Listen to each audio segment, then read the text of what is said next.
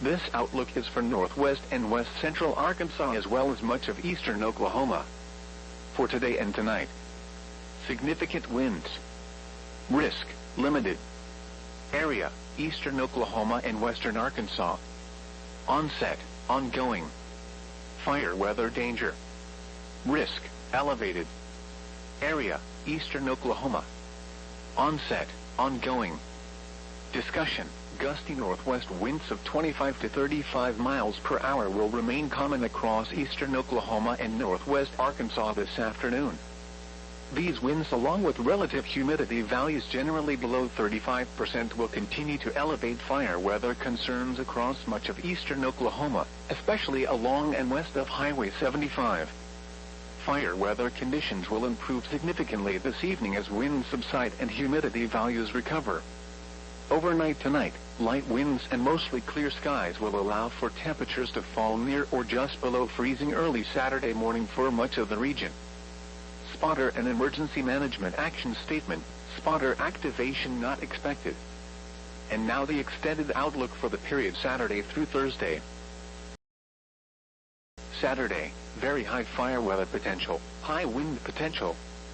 Sunday through Wednesday, thunderstorm potential, very high fire weather potential, high wind potential. Thursday, very high fire weather potential, high wind potential. Extended discussion, south winds strengthen Saturday and Sunday, leading to elevated fire spread potential once again across much of eastern Oklahoma and northwest Arkansas. An isolated strong to severe storm is possible Sunday evening near a stalled front and ahead of the dry line across northeast Oklahoma. An unsettled spring weather pattern will set up for the first half of next week. Thunderstorms are forecast from Monday through Wednesday. Some of these storms will likely become severe, with significant severe possible. The exact details will get ironed out as we get closer, so stay tuned to the latest forecasts. Critical fire spread conditions are expected behind a surging dry line and cold front Wednesday afternoon. Weather.gov/Tulsa contains additional information. Freeze warning remains in effect from 1 a.m. to 8 a.m. Central Daylight Time Saturday. What? Sub-freezing temperatures as low as 30 expected. Where? Portions of east central, northeast and southeast Oklahoma and northwest and west central Arkansas. When? From 1 a.m. to 8 a.m. Central Daylight Time Saturday. Impacts. These conditions could damage plants and other tender vegetation that are left outdoors or unprotected. Precautions should be taken to protect small plants and tender vegetation. Repeating, a freeze warning remains in effect from 1 a.m. Central Daylight Time Saturday until 8 a.m. Central Daylight Time Saturday for the following counties in Oklahoma. Alrighty guys, what is going on? I hope y'all are having a wonderful day today. We're going to go ahead and get right on into live stream here. We were a little bit late here just by a few minutes, so sorry about that, y'all. Like I said, hope you guys are doing alright. So let's go ahead and get to the comments here. I noticed that there's a few people here, so obviously welcome Abby. What's up, Blaze? Welcome to live stream. Seeing a massive slight risk 6 days out. That is what we are looking at on the screen right now. Let's go ahead and see your Stormy says, hey, what's up, Stormy? Abby says, thank you. Very, very welcome. Matt says, good evening, Andrew. What's up, Matt? Welcome to live stream. Hope you're doing good, man. Hope you're having all right. So that is what we are looking at, y'all. Let's go and see. Stormy says it was real cold and windy here in northeast Arkansas for us today. Hope everyone's well. You as well, Stormy. Thank you so much for being here. So let's go and see. Noob says, what's up, Andrew? What's up? Welcome to live stream. Hope you guys are doing all right. So we're going to go ahead and switch on over here. Obviously, like I said, we have a bit to talk about here for today. There is a bit that is ongoing here at the moment, okay, or expected to happen here soon. We have a lot of shower activity, okay. Let's just say there's a lot of shower activity going on here between the Ohio Valley and the Mid-Atlantic. Now, nothing too crazy. Maybe some snow across some of these regions here. We actually are seeing a little bit across bits of eastern bits of Wisconsin here. It does look like a little bit for the upper state of Michigan as well. Maybe a little bit of snow going off here at the moment. So, Devin says, good evening, Andrew. What's up, Devin? Welcome to the live stream. Sheila says, hello. What's up, Sheila? Abby says, last night had very bad lightning. It lit up the whole sky. Well, obviously, glad to see that you're safe here. Lightning can sure be an interesting thing here. It's pretty cool to see, but from a distance, because you obviously, lightning is pretty dangerous, unfortunately. But, It is what it is here. Weather Watcher says, hey, what's up? Welcome to the live stream, y'all. Hope you guys are doing good here. So what we're going to be doing, we're going to be talking about in this episode here, or this nightly live stream. We've been monitoring this event. If you guys have been active here, we've been monitoring this event here for the last several days, really. And people are saying this could be potentially historic for multiple reasons. There is the potential of, first of all, the models are showing a lot of instability in the atmosphere, which, you know, for thunderstorms, you need that energy in the atmosphere, in which that is definitely going to be a cause for the upcoming events here. Some soundings we've been looking at looks pretty nasty, okay? So we're going to go ahead and talk about this. We're going to look at some soundings, look at the models. We're going to talk about everything, okay? So we're going to let you know where you can expect severe weather, when you can expect it, as well as how bad could it get. So that is what we are dealing with here. Sheila says, greatly appreciate knowing you're here with the weather. Well, Sheila, like I said, always, I'm going to be here for you guys. I got you guys covered here. So we're going to go ahead and talk about what is going on here. We're going to talk about the convective outlook here first. Basically, what areas here are going to be affected by severe weather. Then we'll talk about timing, and then we'll discuss the overall potential impact here. So we're going to look at that. Yeah, so let's see, yeah, shows 3 out of 5 for Oklahoma, says Noob. We'll discuss that here right now. So for today, we're taking a look at the day 1 convective outlook. This is your thunderstorm forecast for today. Generalized thunderstorms are possible here across bits of the mid-Atlantic. You know, there's relatively limited instability in the atmosphere. There's really not much too crazy going on. Like I said, there is maybe a little bit of snow activity here across some of these regions here, especially across the upper elevations. You know, this is actually showing a few hints here. Just northeast of Beckley, maybe showing a little bit of snow going on here in West Virginia. Same thing for bits of northeastern Illinois, as well as eastern Wisconsin. Maybe even a little bit for the upper state of Michigan. Now, remember, this is currently going on here. Wait till we see what happens here. I think I obviously got to change my text here. I'm gonna go ahead and just remove that here for now, because obviously it's a little bit out of date here. Obviously. So yeah, let's just go ahead and remove that here for now. Like I said, if you read anything at the bottom there, that's a little bit out of date. Just letting you guys know here. Let's go and see. Matt says my live streams are spectacular. Thank you so much, Matt. Greatly appreciate it, man. So, like I said, maybe some generalized thunderstorms could be possible. Nothing too crazy expected for today. Like I said, there's a limited amount of instability in the atmosphere. There's really not much going on here. And I guess my pen doesn't want to work for today. Anyways, so we're seeing kind of, you know, obviously see my cursor. So right here across this, you know, light green color, this is basically just showing that some thunderstorms might pop off across the mid-Atlantic, some of the Tennessee Valley, Ohio Valley, and a small portion here of the Northeast. We are seeing a lot of scattered showers and maybe some thunderstorm, maybe some, you know, thunder showers going on here from time to time. But like I said, the instability is really nothing crazy going on for today. So regardless, we're not expecting any severe weather here for today. Same thing across the upper northwest, you know, areas here such as central Iowa into southwestern Montana. We are seeing another generalized thunderstorm threat here. Like I said, maybe just some average thunderstorms might pop off here. And if we move up to the northwest, now we actually have a bit of moisture that's driving its way in here. You can obviously see some snow showers or some snow across those upper elevations where the air is a bit colder here. You can obviously see that little bit of moisture driving its way inland. But like I said, for today, nothing crazy is really expected here. Maybe some, you know, maybe some booms here and there with some of these showers and thunder showers. But other than that, nothing crazy. Then we move into tomorrow. Okay, so same thing. We have isolated amounts here of maybe some thunderstorms and thunder showers going on here as well. But then we move into day 3. So today, right now, is Friday. Tomorrow being day 2 is Saturday. Day 3 being Sunday here. So for Sunday, we actually have a severe threat across bits of the region. So this is where this event is going to start off here. Okay, now this is where we need to be paying attention here pretty close. Okay, now this is where you need to let your friends and family know what's going on, because, like I said, things are going to get pretty daggone nasty here. So across the northeastern side here of Oklahoma, we do have a severe threat level 1 out of 5. Now, it's nothing too crazy, but it is a severe threat, and you should still monitor the weather here for Sunday. There is a severe threat across northeastern Oklahoma, just east of Oklahoma City. This does include a small portion here of southeastern Kansas, as well across the region, and cutting straight through the heart of bits of Missouri here. So that is what we are looking at. This does include Springfield, Missouri, just west of St. Louis going on here at the moment. This does include Columbia, also Tulsa, Oklahoma being included in this. Fayetteville across northwestern Arkansas as well. So, you know, honestly, a small little patch here of severe storms is expected to happen here for Sunday. So now we're going to move into day 4, being Monday. Now here's where things get pretty bad. Okay, so we have a large 15% chance. This is equivalent to a severe threat level 2 out of 5, but, you know, the fact that they issued it this far out is actually a pretty crazy thing. But just wait until you see what happens here down the line. So, this is for Monday. Okay, so we're starting off Monday with this potential severe weather event across bits of Texas into Oklahoma. This does include Dallas, Texas, north of San Antonio here. This also does include Oklahoma City, Oklahoma, Tulsa once again here, Coffeyville, Springdale, Springfield, Fort Smith here, west of Little Rock in regard to the risk here. Then we move into Tuesday.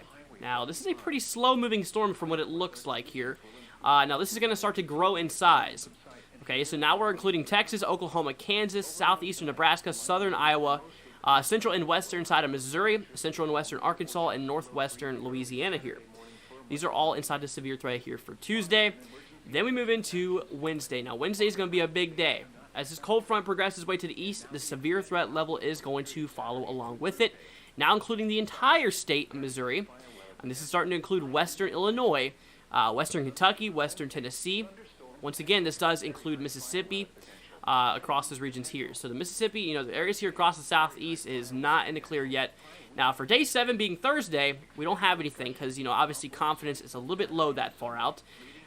But it is something we definitely have to continue watching here. Because, like I said, as the system does barrel its way to the east here, seriously, it's going to get pretty bad, okay? And like I said, it's going to continue on, and we're going to see what happens. Now, the last event, tornadoes, was a concern here. It was forecasted in the beginning not to be a concern, but those models turned on us last minute.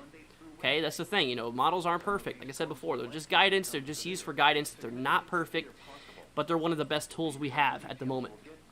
Okay, so they changed on us. We got a bit of tornado action, which obviously is very unfortunate and, you know, honestly really not surprising considering what time of the year we are in here. And like I said, it's been back-to-back. Overall, a lot of storms here across the southeast. And like I said, I don't expect this to end anytime soon. This trend is going to continue all throughout much of April. And what it's actually going to do is it's going to start growing to the north, as we're already starting to pop up here with this system, as far north as bits of the Midwest, including bits of Iowa and Nebraska being included inside of this. So we got to continue watching this as the month of April continues to drive its way through.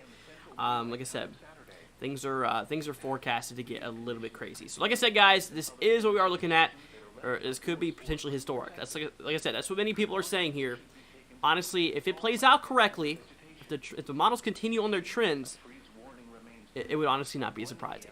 So, tell you what, now let's go ahead and take a look here at some models. I want to go ahead and discuss in terms of timing. What time can we expect storms near your area?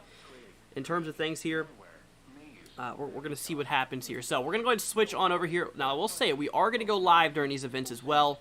I do see that Sheila wrote me tuning in mainly Wednesday. Yeah, so we're going to be live during this event. I do plan on being live for as long as I possibly can here. So, whenever this event does unfold, whenever things do get bad, don't you worry, y'all. We're going to be here for you guys to cover the event as much as we can here. So, but like I said, y'all, if you're just now joining us, welcome. Hope you guys are doing good. So, we just looked at the areas here overall impacted. Now we're going to talk about timing here. So, we're going to go ahead and switch on over here to the models in regard to things. We're going to take a look at the NAM 3-kilometer model. This barely shows this event on the horizon. So let's go ahead and switch to the screen view now. Actually, we should probably pull up Tropical Tidbits here. So this is what we're looking at. So this is the timing. If you guys do want to follow along in the time, it's right above my radar view, above my head here. You can see it. It says 3 o'clock p.m. Obviously, it's not 3 o'clock. So we're going to switch to 8 o'clock, kind of around the time here now. So, okay, so if you guys want to follow along, the time is in the upper portion. Like I said, this is in Eastern time, just to let you guys know. This is not Central time. We're going to start off in the Central time zone, though, because that's where the storms are going to begin. And so just simply subtract an hour, okay? It's that simple. So instead of 8 o'clock right now, it's 7 o'clock. So we track down here in time. We have a bit of cold air in place across bits of the Ohio Valley. Like I said, delivering maybe some thunder showers as well as some snow across some of those elevations here as that colder air does begin basically building in here. So we move into the 10th, kind of across those early morning hours. So you can see we're looking at 6 o'clock a.m. Eastern time, 5 o'clock a.m. Central time. We look here. We actually have a new area of low pressure developing across bits of the Central Plains, starting to gather in a lot of moisture here. So what we are seeing here right now is actually a bit of moisture driving its way across the upper northwest. This is going to allow for some snow fall across those upper elevations here across Wyoming, as well as bits of Colorado. that area of low pressure is expected to strengthen here quite strong. I mean, we're talking low 990 millibar zone. That's a pretty strong area of low pressure. So, as the system does materialize, and as it does evolve here, it's going to start gathering a whole bunch of moisture, and pretty soon it's going to start driving up a whole bunch of air, warm air here from the Gulf of Mexico, and that cold air is going to back down behind it, interacting with that warm and cold air that we have. So, like I said, this is for early on the 10th. This is what we are looking at. We track down here in times. Now we're going to start to see that cold front really starting to materialize, kind of, starting to kind of kick off here across the eastern side of Kansas and to the central portion here of Missouri. Now watch this as we track into the evening hours here on the 10th, the day after tomorrow here. So you can see as we move on to the frame here, you can obviously see a little bit of precipitation starting to kind of form here. We're actually going to go ahead and zoom in here to the central United States here, just to kind of show you guys what we're talking about. So you can obviously see some things going on right here. It's kind of hard to see, but there you go. So like I said, this is for, you can't see the time right now because my thing's in the way. 9 o'clock p.m. That's whenever things are expected to kind of kick off here at the moment. So then we track down here in time. Now you can obviously see the things rapidly evolve into something kind of nasty here, starting to really kind of kick off across bits of northeast Oklahoma, southeastern Kansas here, as well as the central portion here of Missouri. So these are the areas here we need to be on extra high alert. I'll tell you what, we're going to grab a sound here ahead of the cold front to kind of see what atmospheric conditions we're dealing with here in regard to things. Now, you guys are not going to know how to read this, but essentially what this is telling me is that there's a decent amount of instability in the atmosphere, but there is a problem. This area you see right here where I'm circling, this actually might prevent thunderstorms from firing ahead of the line. So it mostly just could be a linear event to start off of. Could just mostly be that cold front just driving the storms and nothing fire off ahead. That's what the models say right now. Now, obviously, this can change as we do track down here in time, which is something we got to continue watching here over the next few days. You guys, this is a pretty serious situation. I mean, regardless here, we are expecting winter side of this as well. I mean, look up here. We're starting to see a lot more heavy snow. Winter does not want to end here across bits of the region, across bits of bits of the plains, the northern plains here for bits of the Dakotas. That's where the snow is going to start on the eastern side. And heavy snow bands is expected to drive its way through bits of Minnesota. Now, in regard to totals, it's a little bit too early to tell, but we'll be able to give you guys a much better in-depth view here of how much we can expect here for tomorrow. Let's go ahead and see here. Let's go see here. Stormy says, my dad and mom just changed their minds and will start to help me with storm shelter. Well, that's good. Them hearing your coverage seem it helped. Well, that's obviously good, Storm. I'm glad to hear that. Yeah, obviously, during these type of events, they're not something you want to mess around with. And even though it's a pretty low probability of a specific area getting hit, like I said, it's a low probability potential impact or high impact here. So, regardless, I mean, it still can happen. If you are inside of a warning, like I said, they're not issued for no reason. You should not just do anything or just not just do nothing about it. You really need to be on the lookout, y'all. If you're inside of a warning, you need to take action. Severe thunderstorm warning, just get away from windows. Because, like I said, some of those damaging winds we could see out of those, as well as the hail, mix those two together, that can obviously cause some problems. You don't want to be you don't want to be near the glass windows whenever they shatter, because, like I said, you can have debris flying in those winds, as well as the hail mixed with winds. I mean, obviously, that's enough to blow out some windows. So you want to stay away from that. You want to prevent any injuries as possible, and then you have tornado warnings. Now, you got to take these much differently. For the tornado warnings, you need to go in the central and lowest portion of your home or whatever building you're in here. Like I said, personally, I recommend that you have 3 items, really. I've added another item to my list. Like I said, I've been doing here, obviously, really 4 items now. If you can, bring a first aid kit with you. That'll help you with any injuries if you come across any. Obviously, another one is having a mattress. So, obviously, you want to go into your central portion. That's going to help cover your whole body in regard to things.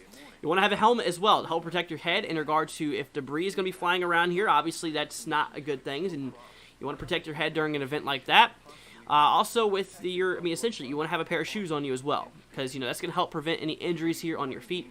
Last thing the hospital system needs, like I said many times before, the last thing the hospitals need is more injuries from something you could have helped prevent before. So, bring your shoes, bring a first aid kit, a mattress with you in the central portion, and a helmet. So just stay safe, you guys. That's what we're doing with here.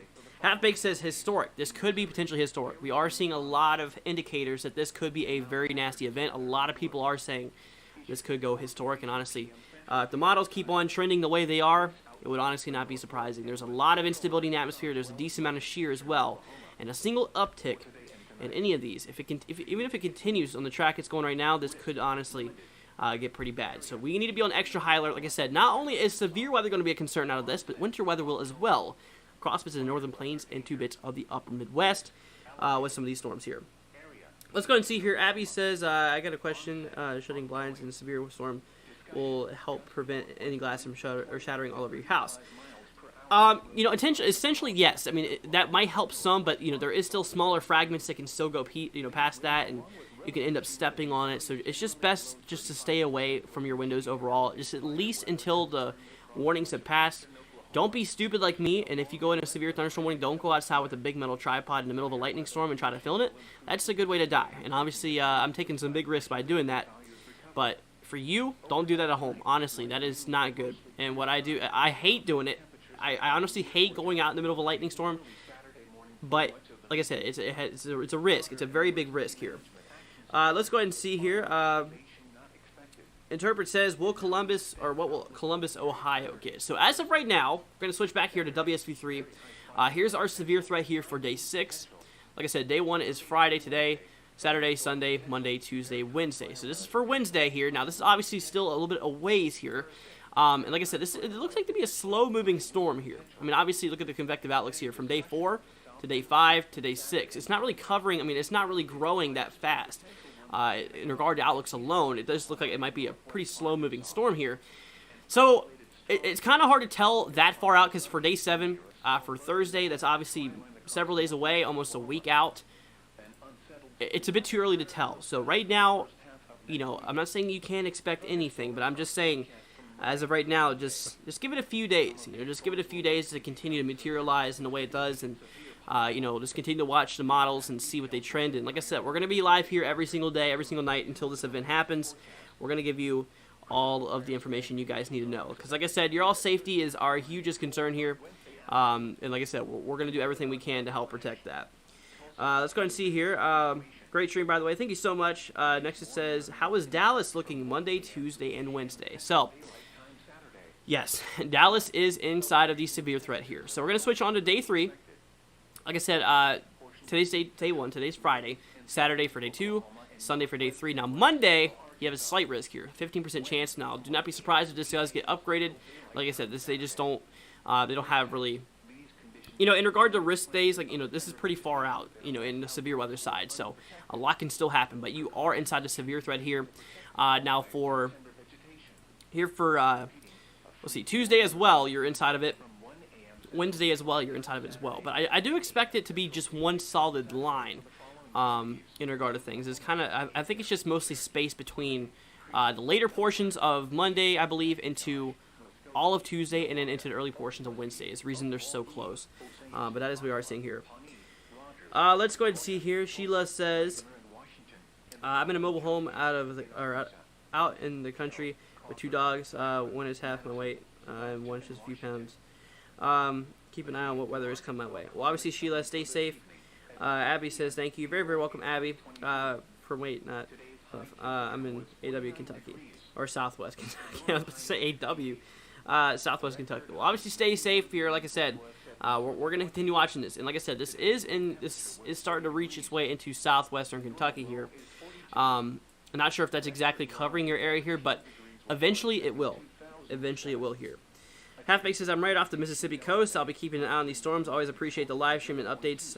Recently a new subscriber. Thank you so much, Halfbake. Like I said, glad to have all of you guys here.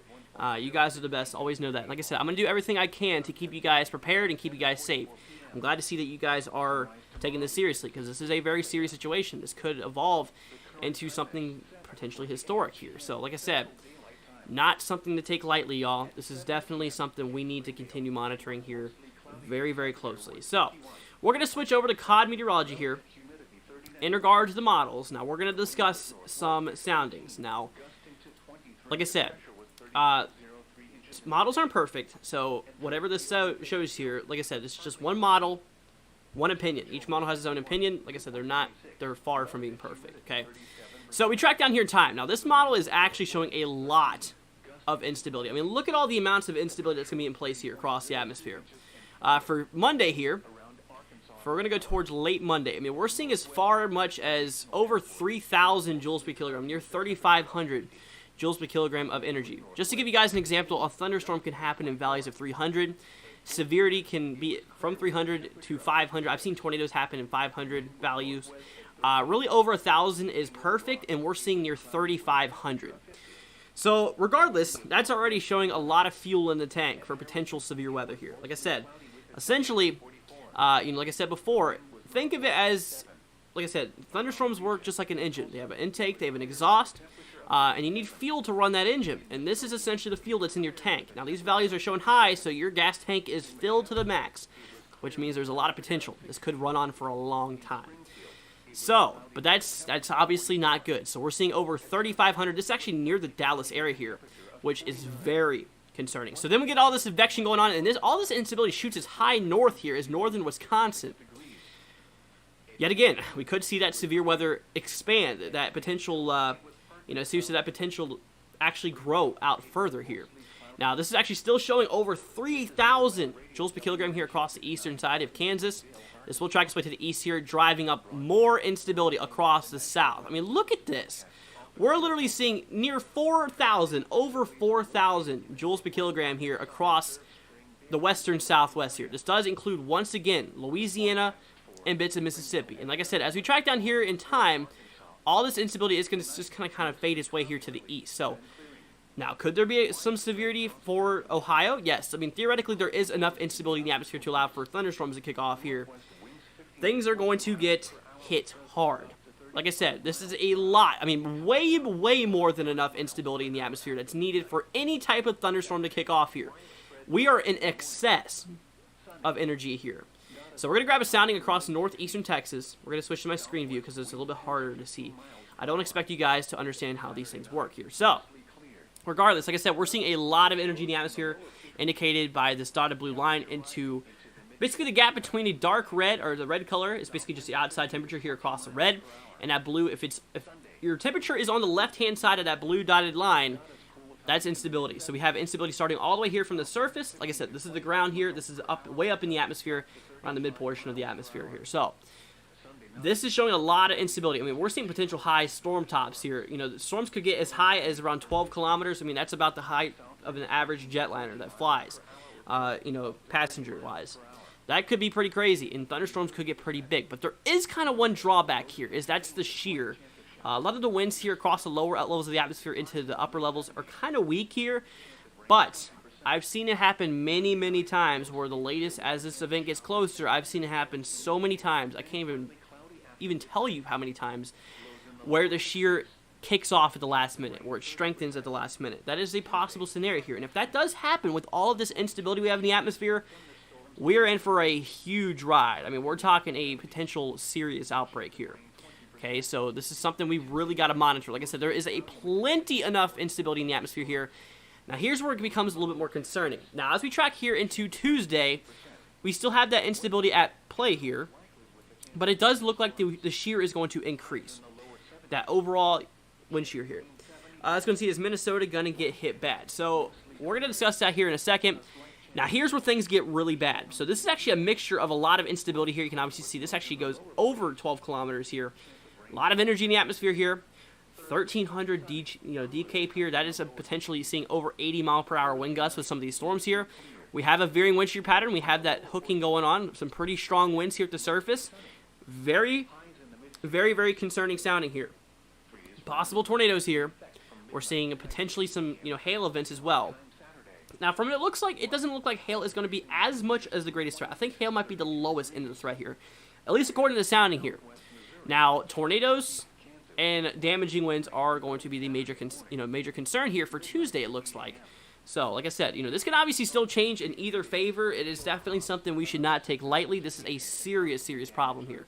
Like I said, there's a lot of energy in the atmosphere shooting all the way up here. I mean, it's literally just piercing its way through the country. If you guys see anywhere, if you guys see the pink here, basically from the purple to any other color, this is showing the potential of thunderstorms. It's basically showing the fuel that's needed for thunderstorms to kick off here. I mean, this is showing a lot of energy in the atmosphere. This is seriously going to be very concerning. I mean, this is already very concerning to me who's looking at this right now.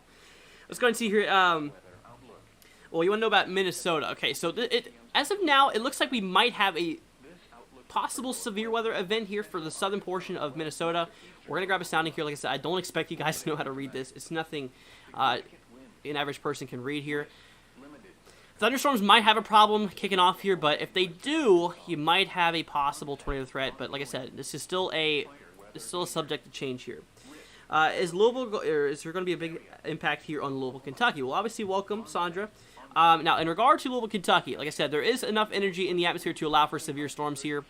It looks like it's going to happen, yeah, multiple days. This actually might just mostly be discrete storms, from what it looks like.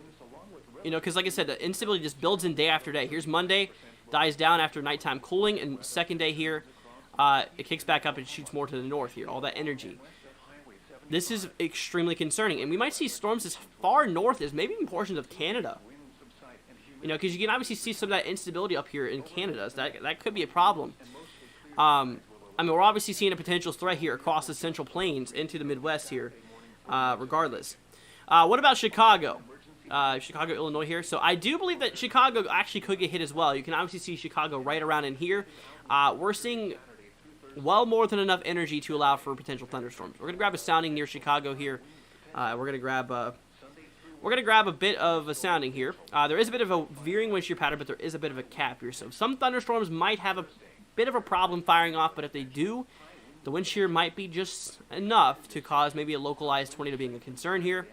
Hail looks like it might be a concern as well, you know, considering those dry levels here across the mid-levels of the atmosphere, you know, as well as that downdraft cape here. I mean, we're seeing up to around 700, so that's possible to show basically some, you know, seriously, that's basically showing the possibility we actually could see, you know, some hailers, like I said, you know, as well as that D cape, like I said, potentially some damaging winds here. So that is a concern. Let's go ahead and see here. Let's go and see. Landon says, I'm from Cedar Rapids. How bad are we supposed to get here? So like I said, I'm not the best with a lot of these areas here, so I'm going to have to look them up for some of these regions. So if you want me to look at a specific area, y'all, feel free to throw it down in the chat. I can tell you exactly what you might be able to expect. But like I said, many times, models aren't perfect, okay? I want you guys to know that. Models aren't perfect. They're just used for guidance. They're far from perfect, okay? So this can still change in favor, but I'm going to tell you what this model is saying here as of now. In regard to things. Now, obviously, you can't just trust one model alone either, but we're going to discuss more of these models once the main bulk of the system comes in. Once those mid-range models come in, I just look at the GFS for long-range stuff, you know, over trends, and then once those, you know, those mid to short-range models comes in, seriously, that's what we're looking at here. So that is what we're seeing here. Let's go ahead and see here. Actually, so Cedar Rapids here. I've heard of the place many times before, but I could not tell you. Cedar Rapids here, Iowa. That's right. So it's kind of near Iowa City from what I believe. So as of right now, like I said, all that instability is going to track its way as far north. I mean, you're definitely probably in the line here for some storms for Wednesday. Definitely looking like Wednesday could be a concern here. We're going to grab another sounding here across the region. So let's see, what do I think? Do I think it'll move into Georgia Wednesday or Thursday? So let's go ahead and see this first. So thunderstorms, like I said, might have a hard time forming here. The wind shear is absolutely insane, though. That hooking hodograph feature we have here, that is showing that there is a veering wind shear pattern, which might allow for some tornadoes to pop off. If a storm does actually end up firing, if it does manage to fire here. But like I said, this area right here is showing to me that some storms might have a problem firing off. Now, if they do, damaging winds, large hail, and tornadoes are going to be a possible concern here. Now, you're wanting to know about Georgia. So, for Georgia, you know, for Monday, Tuesday, you're not really expecting anything. So honestly, for Thursday and Friday, there's a little bit of instability here at play in Georgia. It really just depends on where you're at in Georgia. I will say there's not an excessive amount of instability. That's nothing like the Central Plains it's expected to get here. Just for fun, we're going to take that's actually really not much instability there, honestly. The most looks like it's across western Georgia here, just kind of peaking up over 500. That is kind of what we are seeing here at the moment. So, y'all, we got to be on the lookout here. Like I said, you know, this is honestly looking very, very concerning. I mean, even here for Thursday, it looks like we have a lot of energy in the atmosphere. I'm going to grab another sounding here for Thursday. It looks like there's a lot of wind shear in place as well, which could be concerning here. There is a varying wind shear pattern. You can obviously see that direction change here. We have some northerlies at the surface, which will actually, you know, feel that lower level jet there. Bringing in all that warm moisture from the Gulf of Mexico. That change of direction to the northeast. Like for that rotation to kick off, maybe a small cap here, but like I said, you know, it seems like the further you are from the event, it seems like most of these models do kind of show more of a higher cap than they end up being, but, you know, it just depends on what actually happens here. We got to watch this here. But, you know, obviously, damaging winds could be a potential. We're seeing decay values here near 1,300. That is a lot of energy here in your downdrafts, which can cause, you know, a lot of that cold air to smack the surface very hard. You know, like I said, you know, these systems work like an engine, like I said. There's an intake, there's an exhaust. You know, like I said, for fuel, we were just looking at. So, like I said, this is your fuel. This shows how much fuel you have in your tank. Right now, they're showing a lot of fuel, so I don't expect fuel to be an issue. We're going to have enough fuel for the engine to run. The wind shear, basically, you know, is in terms of your updraft, basically your intake. Your intake's looking pretty strong, too. So we have that good fuel mixture ratio here, which might allow for some, you know, honestly, for some nasty storms to kick off here. But that is what we are looking at. So guys, like I said, seriously, things are getting pretty nasty. I mean, these models are not showing this thing lightly. I mean, it's honestly very concerning what these models are showing here. A multi-round event day. I mean, obviously here for Wednesday, we have an excessive amount of, you know, instability at play here. Seriously, this is not good. This is a very serious situation. And like I said, we need to prepare for this now. I mean, this is still several days out. This is literally here for next week. We're talking the beginning of next week here, starting on Monday. This will likely be a whole week event. I mean, this will likely travel on for at least 3 out of 5 days of the event. Honestly, actually, at least 4 out of 5 days of next week here. This is going to cover a lot of the week, the main work week anyways. This will be a lot of a big concern here. So that is what we are dealing with here. Let's go ahead and see here. Let me go ahead and get to some of your all's comments here. Got to find a kind of getting caught behind here in some of them, so sorry about that. Let's go ahead and see here. Okay, Georgia. Let's go see. Okay. Let's see. Trying to find some actual questions here. Andre says, next days in Dallas, Fort Worth, how are we looking for the severe weather? So, like I said, we have a lot of instability in the atmosphere here from Monday to Wednesday. You know, honestly, even in here for Thursday as well, Thursday into Friday. Like I said, you honestly have the potential of some severe storms here all days of the week next week, which is very actually kind of concerning here. So be on the lookout for that. Check down Downers Grove, Illinois. I have family that lives there. Okay, so we're gonna pull up Illinois here. Like I said, if you guys want me to look at a specific area here, I'm gonna try to look at it or try to pull them up here. Like I said, I'm not perfect to know exactly where everyone is at here in the chat, but I'm going to try my absolute hardest here to get to all of your guys's. Let's go see Downers Grove here.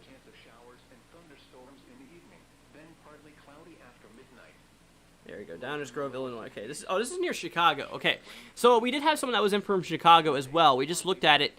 Now, what we did see is that maybe thunderstorms could have a problem firing off now, but if they do, all types of severe weather could be expected. That's why there's no risk there for right now.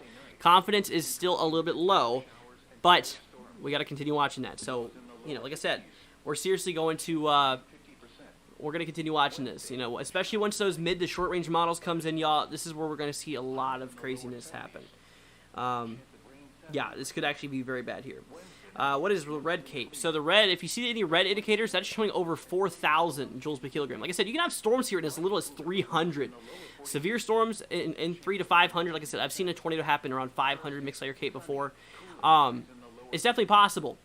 And imagine that, multiplying it at a factor until it reaches a near 2,300. Or sorry, 4,300. Sorry about that. We're literally talking an extreme amount of energy in the atmosphere here. Seriously. This is seriously a big concern, y'all. We got to seriously watch this here close. Let's go and see here. Yeah, 4K. Yep, that's definitely 4,000. Have ever storm chased in Iowa? Got my roots in storm chasing there, Parkersburg. So the thing is, actually, I've never been to Iowa. Furthest I've been to Iowa is actually western side of Indiana here in western Kentucky. That's actually as far west as I've been, believe it or not. I'm here from Virginia. I'm here in northern Virginia. If I have been chasing, I've been chasing in Virginia and Kentucky. Kentucky has some pretty nasty storms as well. I was actually in Kentucky whenever we had that December 10th event, and I was literally here near Louisville. I was just north of Louisville when that happened, and it was honestly pretty scary seeing those storms cocked and ready to go and pointed right at me. Pretty scary, you know. Honestly, it was. It was very, very scary here. Jonathan says, "Hey, what's up? What's up, Jonathan? Hope you're doing good. Hope you're doing all right here." Let's go see. I think marginally for Iowa, I think it's rain and wind. So we'll see what happens here. Jacob said, okay. NeoPixel says, cause I'm in. Okay, so you actually just see. You said, could this become historical? yeah, I mean, with the amount of stuff we're seeing here, like I said, instability is not going to be a problem. I mean, obviously we have a lot of energy, a lot of potential fuel here, and the latest models actually seem to be trending here into more shear as well. I mean, look at this. We're seeing a lot of shear here. We're just going to grab a sounding across northwestern bits of Missouri. We're going to take a look at here. Like I said, I don't expect you guys to understand how this works here. A bit of a cap here, so obviously this is a bit of a warm layer, so like I said, thunderstorms rise. This is basically just air pushing down, so it might just kind of force updrafts to stay down. It's kind of like a barrier, a wall preventing anything from forming here. But if it goes to the left here, this dotted blue line, that basically just shows that there's instability, nothing but instability. So this is actually positive energy, or sorry, negative buoyancy, and this is positive buoyancy. So this wants to float up, and this wants to float down. And like I said, thunderstorms need to start out floating up, and it'll probably start with some big clouds, but then, bam, it hits that cap, and it's just going to push it right back down, which might have some trouble in regard to things. So I did see someone that had a question about what the Mayfield tornado event was in regard to mixed layer cape. I believe it was around 1 to 2,000, not double that. That's kind of what we are seeing possibility here. My camera is getting really funky with red colors here, so sorry about that. But yeah, like I said, there's a lot of energy here, and like I said, this could easily go potentially historic. I've seen multiple people say this as well. Let's go ahead and see if I feel like I missed some comments here, so I'm going to try to get to as many. I'm going to scroll up here a little bit here. Okay, so that is what we are seeing here at the moment. Okay, I looked at that here. So day 4 event, yeah, looks like it's going to, a lot of areas are going to get a lot of severe storms here. Okay, every storm chase, got that one here. I'm trying to get it to as many as we can here. Okay, I think I got most of them here, I think.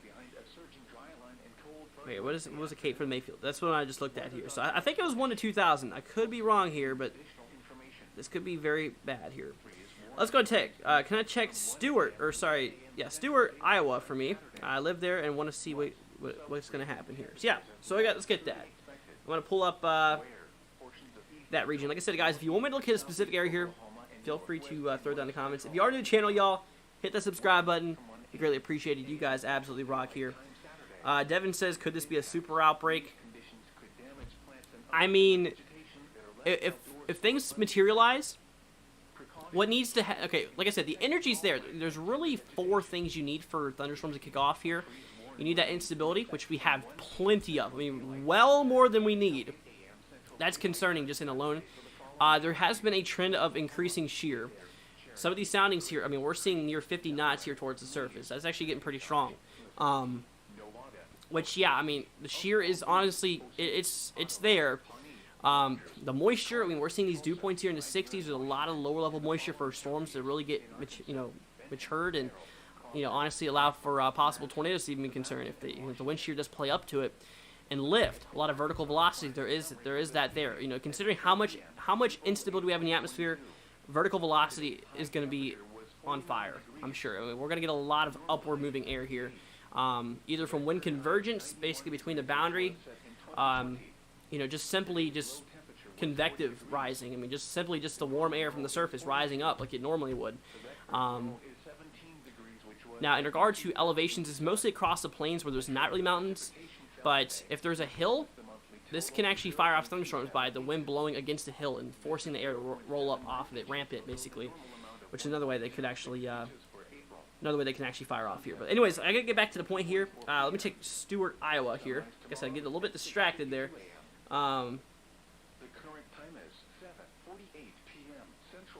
Stewart, Iowa. Here we go.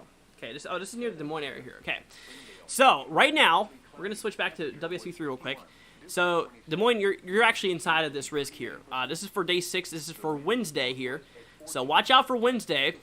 You already have a threat from the Storm Prediction Center, and for Tuesday as well. It's just south of you, but honestly, like I said, this is equivalent to a slight risk. The marginal is going to expand out a little bit further than this, so it will most likely include you. But like I said, do not be surprised if this does get updated tremendously. Like I said, this thing has high potential here, high percentage as well as high potential impact here. Like I said, storms are going to be brutal with this event. Take my warning for it now.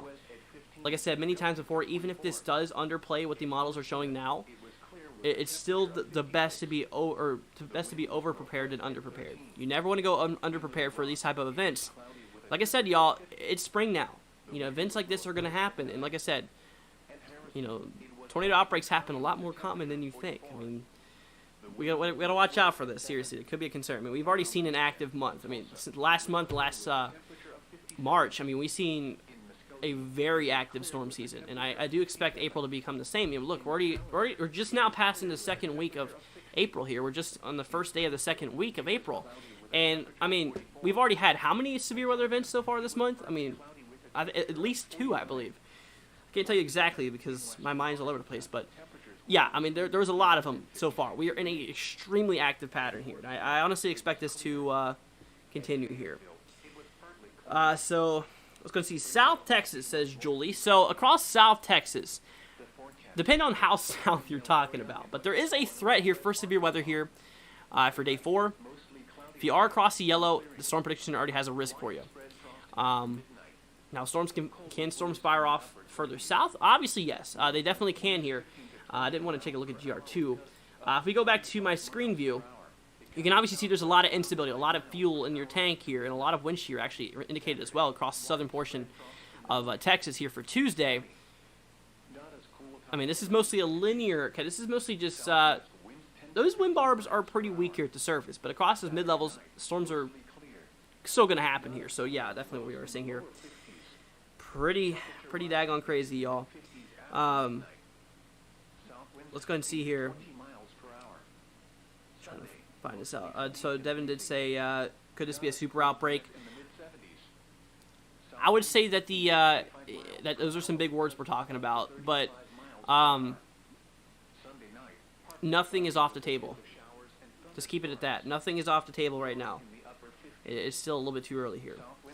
Let's go ahead and see here. We got some more comments coming on. Trivia question. What would be the lowest CAPE or convective energy? Like I said, just basically fuel for an F5 tornado. Oh, that's a good question. And that's something, honestly, I could not answer to you. Now, like I said, you know, severe storms, I've seen tornadoes happen in as low as 400, 500 mixed layer CAPE before. Now, it depends on if that mixed layer of that instability is more towards your surface or more towards the middle or upper levels. Obviously, more towards the surface, the better for tornadoes. It also depends on more of a shear thing as well. I mean, it's not just instability that causes these tornadoes. There's a lot to do with it. I mean, the dew points, I mean, we're talking moisture here on the ground. It's not just your energy. I mean, obviously, the energy is needed for it, but it's like you're baking a cake. I mean, if you have a lot of one ingredient, it's not going to turn out as well as if you had everything else, like I said. So that's why I can't really answer that for you, because there's just so much more that goes into it than just shear alone or just instability alone. So that's what we're seeing here. That's basically my input on that. So I could not answer that, honestly. As much as I wish I could not answer that for you. Let's go ahead and see here. If you have a storm shelter to go anywhere near you, has a storm chaser or storm shelter, not chaser. Yeah, so seriously, guys, you know, be prepared for this. I was going to see, not to hype anything up, but I heard people saying some can be a high risk. I sure would hope not. Like I said, nothing's off the table right now, y'all. That's what I'm going to tell you. That's, seriously, that is what we're looking at here. Let's go ahead and see here. Too early to tell. Yep, it is. Mostly too early. Julie says, thanks. You're very, very welcome, Julie. CAPE is one tool given in 2011 at Super Outbreak. It was only forecasted 3,000. And like I said, there is some, this model in particular is forecasting some events up to 4,000, over 4,000, which is absolutely ridiculous. So like I said, it really just matters if all the other ingredients line up, because if they don't, then things won't go as we expect. But like I said, you know, I'm waiting for those mid to short range models to come in. I really don't want to just strictly rely off the GFS. That's something you can never do with weather. Never strictly rely off one model. That's where you're failing, and that's where a lot of meteorologists have their issues. I've seen, or you know, weather enthusiasts and a lot of meteorologists have their issues where they just study on one model alone. But me, I mean, personally, I look at the GFS over trends in the long run. Now, if I see those trends continue, I wait till the mid-range models, and once those mid-range models come out, I look at all of their opinions and I kind of combine what basically they say there. So that is what we are dealing with here. Let's go see here. I don't know yet, but maybe enhanced risk likely or 100% chance. Like I said, y'all, I'd say that's a probable outcome, but obviously I don't work for the Storm Prediction Center. I can't tell you exactly. But from my perspective, this far out, it's a very big possibility. Definitely a very big possibility. Tell us more about the upper jet speed for this forecast. Okay, so in this model we just looked at, this is across southern Texas. If you want, depending on how high you want to go up here, the lower level jet here is actually pretty weak. Here at the but here towards southern Texas, the winds are pretty weak here. I mean, we're talking 20 knots or so near the surface, which is really not much. But that wind profile shear is there, but it's not strong enough. So it's mostly just linear here. Now across the mid levels here, we're seeing about 55 knots. I mean, that's very supportive of severe weather here. Go further we go up towards 12 kilometers, 200 millibar. I mean, we're talking near 90 knots. Definitely a good northerly or northeasterly component here. Honestly, the wind shear is definitely there across the mid to upper levels. Now, it depends on what happens on the surface. Will tell a lot about what happened here. Pretty crazy, y'all. Very, very crazy here. Absolutely crazy. Let's go see. Karen says the ground very dry here in Central Texas. Will that make a difference? So Karen, in regard to previous events, no. It just depends on the moisture supply, that comes in from the Gulf of Mexico. Like I said, in these events, the Gulf of Mexico plays a very huge role because these systems rotate counterclockwise and they drive up all the air from the Gulf of Mexico, where it's obviously warmer. The further you go down south, the warmer it is, towards the equator, because you get more direct sunlight. And since you have more direct sunlight, it actually evaporates a lot more water, a lot of ocean water that's inside, or, inside the Gulf of Mexico, which allows for all that moisture to rise up, and then the wind takes it and pushes it on inland to the United States.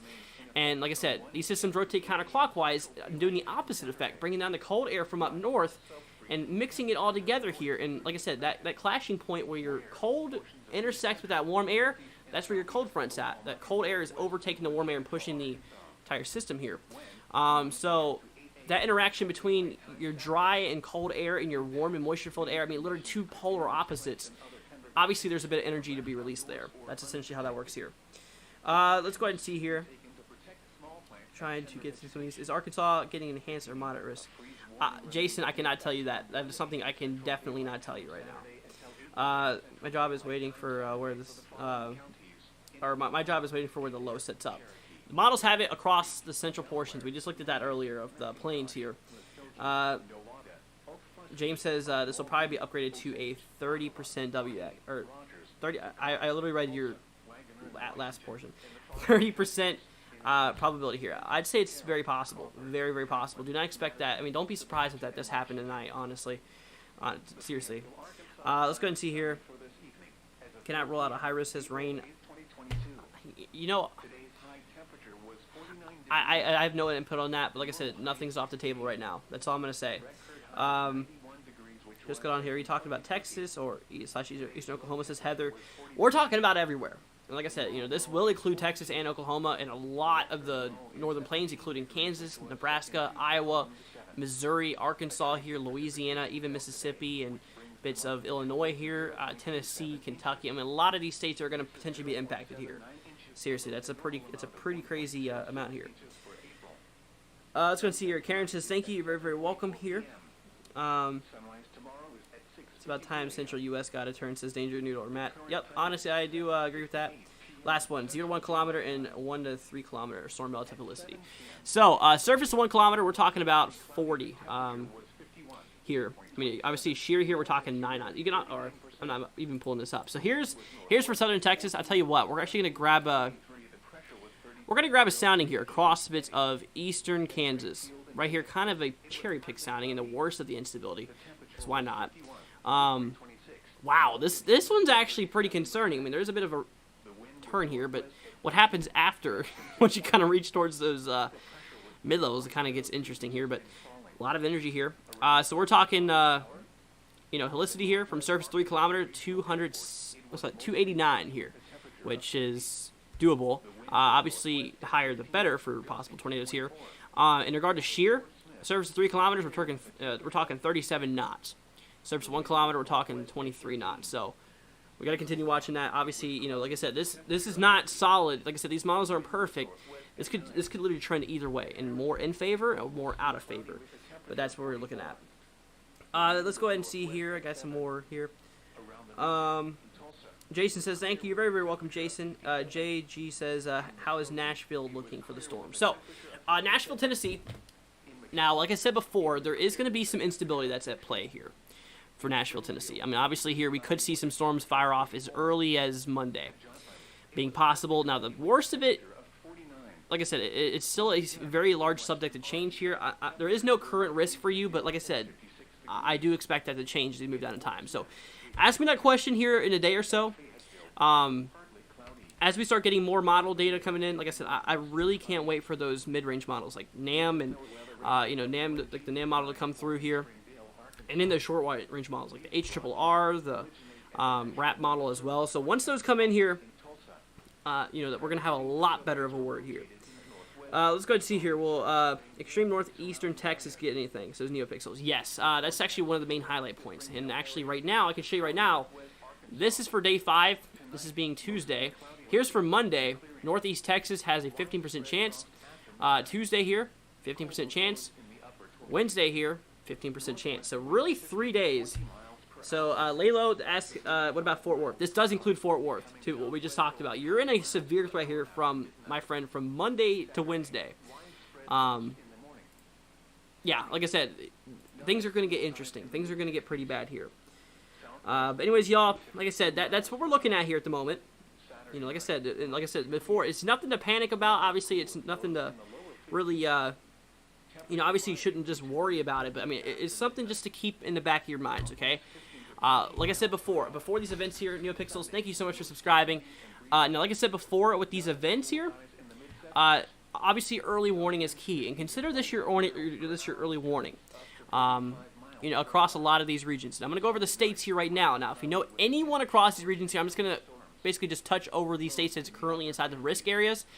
This is not for the whole event. Like I said, this is likely going to include more states as we move on here. So, like I said, if you know anyone across northeastern Texas, like I said, if you know anyone or if you specifically live across those regions here, let them know here right now. Sean says, how is Indiana looking? So Indiana will probably see some storms here, and I think your biggest threat here will kind of be for, honestly, even this Monday. Ashley, thank you so much for subscribing. Greatly appreciated. Honestly, Monday and Wednesday kind of seems to be your possible concerns. But like I said, it's still pretty far out here. I mean, we're still talking a little bit less than a week here, less than a full week. So we'll see what happens here. But like I said, okay, if you know anyone across the region here, let them know. So we're starting off here for the severe threat for Monday, okay? This does include Northeast Texas. This does include Dallas, including Fort Worth, just north of San Antonio here. This does include central and eastern Oklahoma, including Oklahoma City here, as well as bits of Tulsa also included in this. Southeastern portion of Kansas. This does include bits of Chauncey. Inside of this is east of Arkansas City. This does include central and southwestern Missouri. This does include Springfield, Missouri. That also does include Joplin, Missouri as well. As far south here, it's a little bit south here, Kansas City. Now, this does include bits of Arkansas as well. Across the central and western side of the state here, just west of Little Rock, this does include Springdale. This does include Fort Smith. If you know anyone across the regions, let them know. This does include a very small, but there is a small portion here inside of this. Like I said, I do expect this to kind of shift around in different areas here as we progress forward. But that's for Monday. Then we move into Tuesday. Now, you can obviously see it doesn't really go anywhere on the west, but it actually grows inside. So this actually now includes a lot more of concerns here. So now we're talking for Tuesday. If you know anyone across these regions there, give them a extra heads up. Let them know. Because like I said, this could potentially be historic. I mean, we're seeing high amounts of energy in the atmosphere. Models are ever so growing in the potential of shear. I mean, we're seeing a lot of crazy stuff happening here. So things could get pretty bad. So Northeast Texas, yet again, still north of San Antonio here. This does include Dallas, Texas, also Wichita Falls, Oklahoma City here in central and eastern Oklahoma, Fort Smith. This does include more of Kansas, though. Eastern Kansas, including Kansas City. This actually does include a small portion of southeastern Nebraska here. Southern portion of Iowa. So now we're starting to kind of breach more further north. The central and western side of Missouri covering a lot of the state. Same thing for the central and western side of Arkansas. And now including Little Rock here for Tuesday. Shreveport here, west of Alexandria. This does include Monroe. So that's for Tuesday. Now we move into Wednesday. Now this is still including bits of northeastern Texas. It's a multi-day event. A lot of individual cells are kind of forecasted to kick off here, which is kind of crazy. So northeastern Texas, eastern Oklahoma, eastern Kansas, southeastern Nebraska, covering a lot more of Nebraska here. Southern portion here of Iowa as well. The entire state of bits of Missouri, western Illinois, western Kentucky, western Tennessee, the entire state of Arkansas, 90% of the state here of Mississippi, including bits of the eastern and the entirely central and western side. This does include a lot of basically the central and northern portion here of Louisiana as well. So, if you know anyone across these regions there, let them know what's going to happen. Like I said, consider this your early warning, y'all. We have days to prepare for this. Make sure you know where to go. Make sure you have the essential items you need. Have a first aid kit. Know where it's at. Know where to go, y'all. Like I said, central and lowest portion of your home or whatever building you're in is the best bet. That's going to give you the most protection. And like I said before, I really recommend having 4 items. Like I said before, I talked about 2, but now I'm adding 2 more. Like I said, obviously it's good to have a first aid kit for injuries, so bring that with you. Bring a helmet to help protect your head. Bring a pair of shoes because you don't want to be cutting your feet whenever you come out of this mess, when there's going to be sharp objects all over the ground. And then obviously, if you can, bring a mattress to your safe spot. Like I said, central and lowest portion, that's going to help protect your whole body in regard to this. So that is what we are talking about, y'all. That's what we're seeing here. Let's see. So is it going to be really severe like last week's? Lalo, there's a potential this could even be worse than last week's. That's why we're stressing this very high right now. Like I said, it really depends on what the models say. Models are not perfect. I want to say that. So expect this thing could shift in worse conditions or in less worse conditions. Let's just hope that it's not as bad as we're seeing it right now, because things are looking very concerning here, y'all. Things are looking pretty crazy. So let's go ahead and see here. So yeah, Sean says, how's Indiana looking? So we'll continue watching that. For right now, there is no active lookout for you right now. New Picture says, my mom's sister is in Dallas, Fort Worth. Well, obviously you should let her know. Is it going to be severe in Fort Worth like Monday and last week's? Like I said, Lalo, it could be potentially worse. We'll have to see it. We'll have to see what happens here. It really just depends locally, too, as well. This does break down on a local scale as well. So we'll see how it happens here. It's good they haven't used the word outbreak yet. It's a little bit too early to call it an outbreak. I mean, severe weather outbreak, yes, but tornado outbreak, we'll see. We'll see what happens here. Obviously, severe weather outbreak is very appropriate for this mess. Because, like I said, all types of severe weather are forecast, and the amount of energy and stuff we're seeing in the atmosphere over the last several days, yeah, it's pretty nasty. It's definitely pretty nasty here.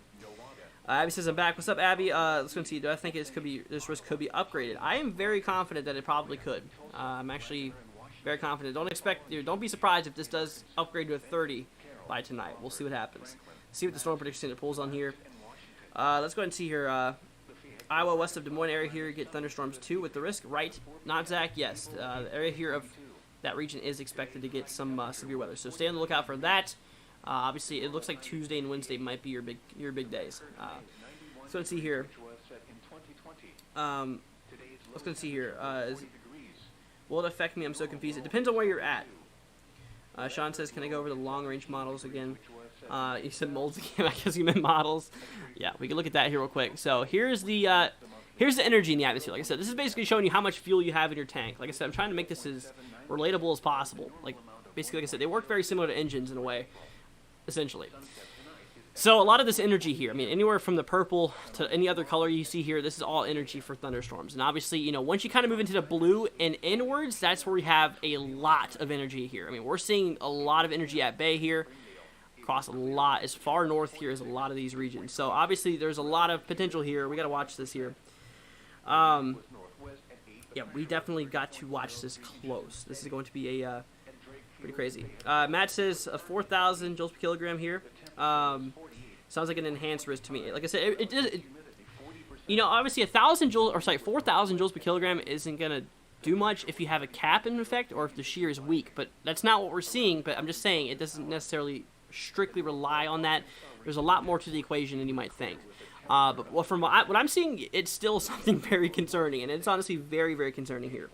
Corey says, where is it heading for? It is heading for a lot of the Central Plains here. I mean, we're talking Texas, Oklahoma, Kansas, Nebraska here, Iowa, Illinois, Missouri, Arkansas, Louisiana, Mississippi, Tennessee, Kentucky as well. I don't know if I said Illinois. I think I did, but they are inside of this threat here. I mean, this is what we're talking about. Like I said, this is very is likely to expand here to the east. I mean, this actually could impact a lot more states here in regard to things here. Let's see. I'm trying to get some more things here. So, Layla says, what is the tornado percentages? So, from the Storm Prediction Center, this far out, they don't have any of those, you know, for us right now. I will say that they will be likely above 2%, though. So, I'm safe to say it's going to be above 2%. Yeah, for sure. Obviously, a little bit worse. It's kind of what we're seeing. But like I said, I don't work for them. I don't work for the Storm Prediction Center, obviously. But from what I've seen in the past with several of the events, yeah, it's going to be pretty bad. Let's go and see here. I live in Kentucky near Bowling Green. You have the potential of seeing severe weather here. Like I said, we got to continue watching this. Just wait till those mid to short range models comes in here. We should have a better idea the day after tomorrow. Really, we'll have a better idea as we approach closer. I mean, tomorrow we'll have new information. Day after tomorrow we'll have new information. Every single day until the upcoming event we'll have new information here. Let's go see. Should I be worried? You shouldn't be worried, but I would say you should be on alert. You should have it. You should definitely not forget about it and ignore it. You should continue monitoring this because this is a very serious situation here. Like I said, consider this your warning now. Like I said, consider this your little extra heads up. We're going to continue giving you guys a heads up here every single day until this happens, but just have it in the back of your mind, okay? That's what I'm saying, y'all. That's what we're looking at. What about Livingston? It depends on where that's at. I believe that there is more than one Livingston. So if you could tell me what state it is, I could try to get it for it. Lewis says, I was told something bad coming from the north, too. Like I said, across the bits of the Midwest here, it's possible. It is very possible. So, you know, like I said, y'all, please stay safe here. If you have any questions, feel free to throw them down in the chat here. Like I said, I'm going to be here for y'all. If you have any questions. Let's go and see here. I was hit before the December 11th tornado. Well, obviously, glad to see that you're all right. That's all that matters here. I look back on April 27th Outbreak, 3 PDS watches as well with the high risk. Yeah, pretty crazy. That was back in 2011, April 27th. That was a very big outbreak. Very, very big outbreak here. Let's go ahead and see here. Dude, I've followed your weather forecast for a few weeks now, and you've been pretty spot on. Well, obviously, like I said, accuracy is our best thing here. Like I said, I try to show you guys the truth, and I try not to hype it up. Like there's a lot of these meteorologists out there. They love hyping things up for the extra money, the extra views, and all the good stuff. That's not my main objective. My main objective is to have an impact and help you guys out, save as many lives as possible. That's what my objective is. Yeah, I really do love doing this, and like I said, you know, donations and stuff helps the channel. It's an addition, but it's not the main goal. Like a lot of these other, you know, mostly stuck-up meteorologists. I'm not saying any names, but there's a lot of them out there, more than you think. Let me go ahead and see here. What about West Virginia here? So right now, like I said, I see where that's from. So right now for West Virginia, it's still too far east for us to be exactly sure. Now, is it possible that we could see, I mean, look, we're already starting to see a little bit of instability here across bits of West Virginia. I'm not seeing a lot of energy. Like I said, I'm not really seeing a lot of fuel here, but it's still possible some storms could kick off here, but it's still a bit too early. This is across mid next week. A lot can still change, so stay tuned for that. Just make sure to ask me that same question here in the next few days. Like I said, ask me the day after tomorrow. Tomorrow we're still going to have a lot of long range, but the day after tomorrow we should have a lot more better information in the mid range and the short range, for sure. Let's go ahead and see here. I think PDS watch may be possible. It's too early to tell. It's obviously way too early to tell that. Tess says Texas here. Okay, let's go and pull this up here. So what about Livingston, Texas? Okay, I got you covered, man. I got you all covered here. I want to help you all out here as much as I possibly can. So let's go ahead and pull up here. Like I said, this is for Livingston, Texas, I think.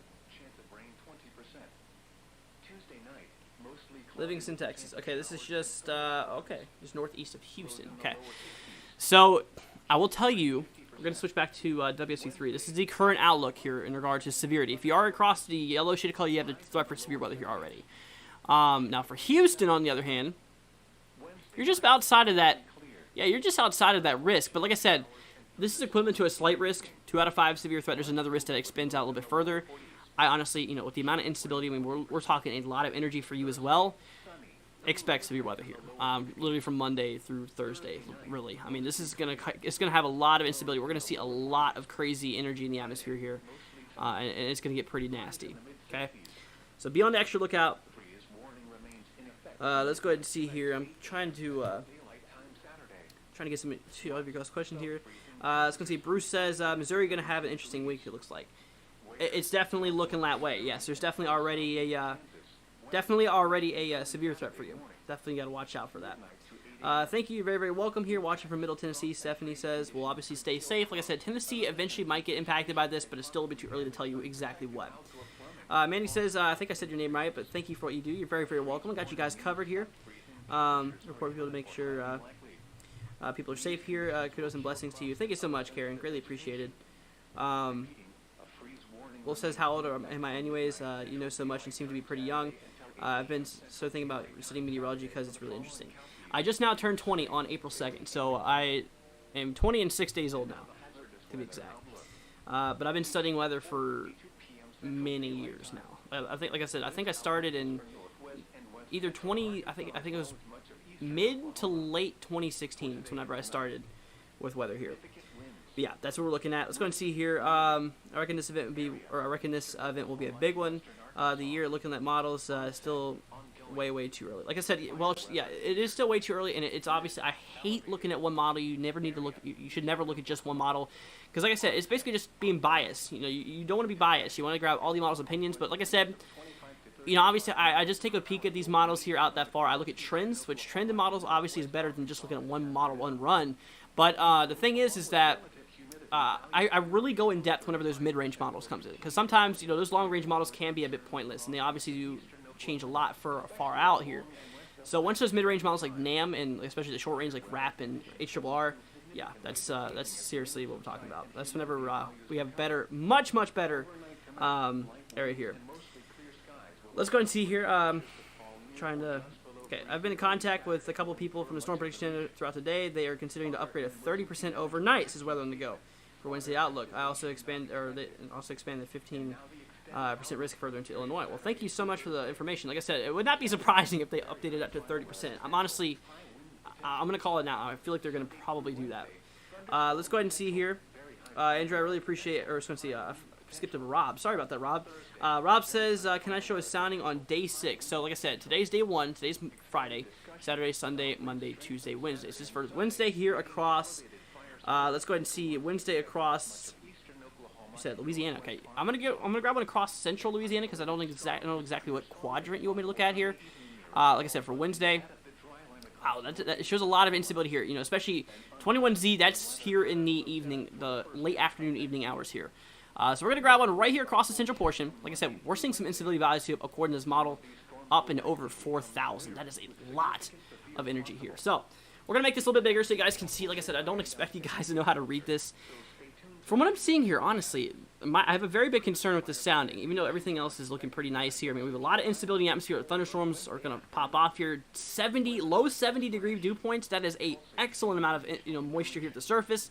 You got that dry atmosphere right across the mid-levels, so obviously hail can be a concern, especially if you kind of line it up here with all that energy we start to see grow as you kind of continue around that negative 20 to negative 10 degrees Celsius line. That's going to allow for a lot of hail growth to occur.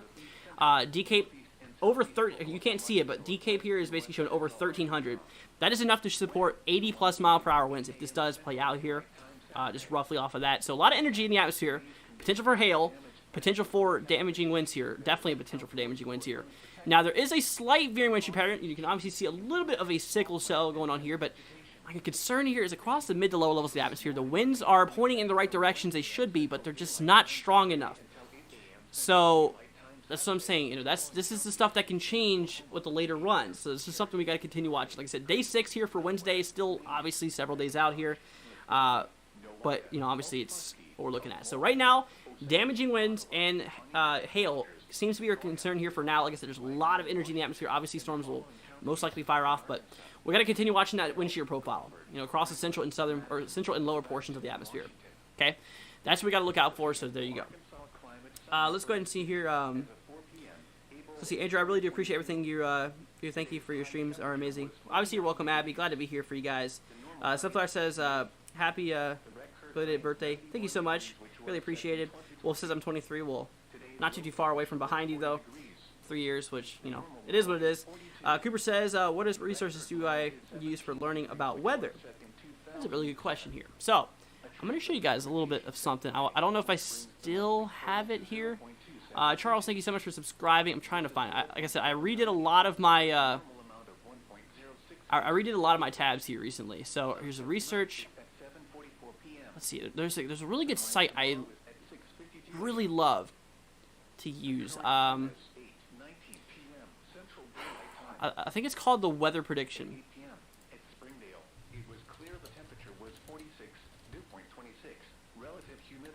I don't know. Yeah, here it is right here. The Weather Prediction. This site... Oh, you can barely see that at all. Okay, well, I'm going to click on something first. We're going to talk about... Oh, man, I wish I could... Let's zoom in here. All right, there you go. So it talks about really anything here. I mean, anything you want to talk about. It talks about soundings, whatever. This is a very useful tool. But like I said, I started off with radar. I started off learning radar and stuff like that here. So if I want to look up something about CAPE, search CAPE here on the subject. Skew T, you have to click on the thing here.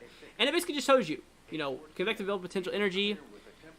It shows you a good example here, a lot of energy here, positive here. Yeah. So that's basically what we're looking at. So look up the weather prediction if you want to learn more about that stuff.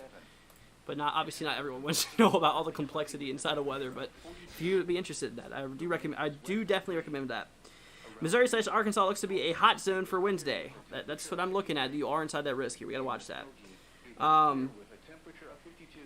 Let's go and see here. A person that has a weather hobby. This might be bad for already impacted areas. Or as a person that has weather as a hobby. This might be bad for already impacted areas. Let's go see here. Sure, PDS watch requires 80% significant wind or tornadoes. We got to continue watching that here. How about Clarksville, Tennessee? So like I said, for Tennessee here, it's still a bit too early considering, if this was to hit Tennessee, it would likely be around the mid to later portion of the week.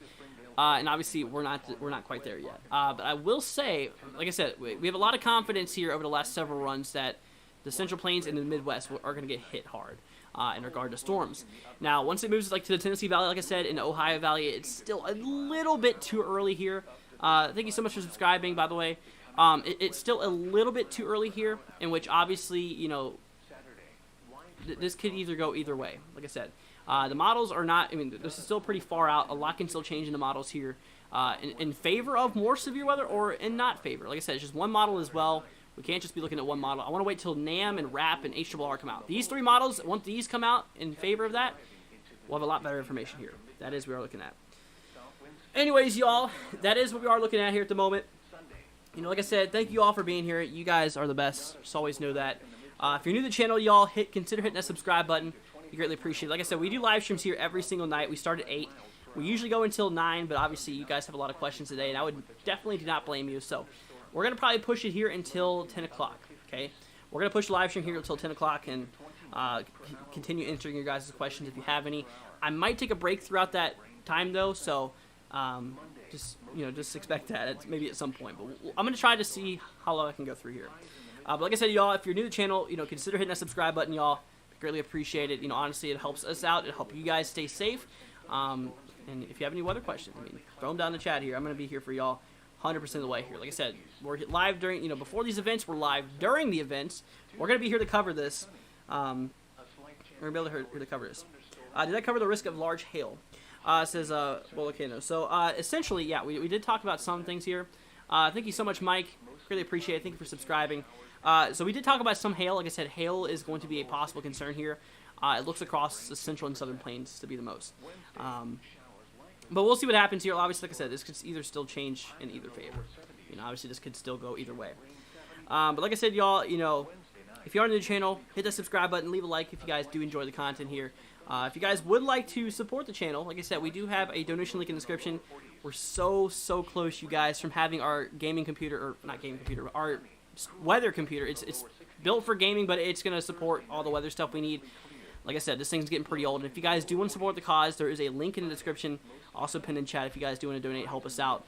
Like I said, we're almost there. We have literally 810 pointed towards it. We're more than halfway. We're 67% of the way there, so if you guys do want to support it, we really appreciate you guys. You guys are awesome. Obviously, you don't have to. Just you guys being here is seriously enough, so thank you all so much for being here. Let's go here. I want your opinion on this quick. Areas in Iowa, northern Missouri, northern Illinois, close to the warm front of significant tornadoes, suggested by some models. Symbols but reliably unclear. So I was looking up there. There's a bit of cap in effect here across bits of the upper portions of the Midwest I was looking at. Now the thing is that the wind shear is there. I mean, definitely the wind shear is there, favoring the potential of tornadoes. So it depends on what happens in the thermodynamic side of things. If it, they're still supportive, if that cap decides to want to break free, in regard to latest runs and what actually plays out here, tornadoes could be a big concern across the Midwest. Like I said, it's still a bit too early. I don't really like going too far in depth, especially across the bits of the Midwest and those upper states, because that's for the mid portion of the week. Like I said, that's still several days out, and this could easily change either way here. Let's go and see. NeroPixel says, I got to go. I did follow you on Twitter, though. Have a great night, y'all. You too. Thank you so much for joining. Hope you're doing good, and I hope you stay safe, y'all. But, that's essentially what we're talking about, you guys. That's what we're looking at in regard to things. So, like I said, y'all, just thank you so much for being here. You guys absolutely rock, and obviously, I want you guys to stay safe here. That is going to be our major concern here, is to make sure that we keep y'all safe here during this crazy event. Jonathan says, what's up? What's up, Jonathan? Welcome to Livestream. Hope you're doing good, man. Glad to see you here. Hope you all are, hope you're staying safe. And like I said, if you have any questions, y'all, feel free to throw them down in the chat. If you're new to the channel, consider hitting that subscribe button. You guys absolutely rock. Thank you so much for all your support. Alrighty, guys. So, like I said, I think I'm going to go ahead and take a break here for a few minutes. Like I said, I was planning on doing that here. Okay, so like I said, we're going to be back here in about 5 or 10 minutes or so. So we're going to have the last 15 minutes of question and answer if you guys, or Q&A if you have any further questions after that. So think of questions if you have any. Go grab yourself a snack, something to drink here, and come back here in about 5 or 10 minutes or so, because like I said, we're going to be back here soon. We're going to be going over some things again, and if you have any further questions, feel free to throw them down in the chat here. Like I said, if you're new to the channel, hit that subscribe button, y'all. Greatly appreciated. Help us out. Help you guys informed. Like I said, we go live every single night at 8 o'clock, before these events happen, as well as during as the events do occur. So that is what we are seeing here. Let's go and see. Sean says, I live here in, okay, Terry, let's go see Indiana. How does the chart thing look for us? So like I said, across bits of Indiana, it's still a bit too early. Especially the instability here. It shows your biggest concern here for Thursday, Wednesday and Thursday here. But that's still a little bit far out. And like I said, just come back to me in a day or so, or a day or two, and I'll have better information for you. All right, y'all. So I'm gonna go ahead and take a break here for a few minutes. Like I said, we've been live here for a little bit. We've been live here over an hour, I believe. A little bit over an hour, actually. Hour and 30 minutes. So, like I said, you guys, we're gonna be back here. It's gonna be 5-10 minutes. We'll be back here shortly. So, y'all take care. We'll be back here soon. Hang tight. Freeze warning remains in effect from 1 a.m. to 8 a.m. Central Daylight Time Saturday. What? Sub-freezing temperatures as low as 30 expected. Where? Portions of east central, northeast and southeast Oklahoma and northwest and west central Arkansas. When? From 1 a.m. to 8 a.m. Central Daylight Time Saturday.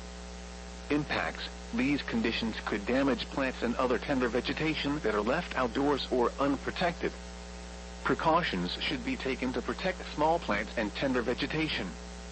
Repeating, a freeze warning remains in effect from 1 a.m. Central Daylight Time Saturday until 8 a.m. Central Daylight Time Saturday for the following counties: in Oklahoma, Adair, Cherokee, Craig, Creek, Delaware, Mays, McIntosh, Muskogee, Nowata, Okfuskee, Okmulgee, Osage, Ottawa, Pawnee, Rogers, Sequoia, Tulsa, Wagoner and Washington, in the following counties: in Arkansas, Benton, Carroll, Crawford, Franklin, Madison, Sebastian and Washington.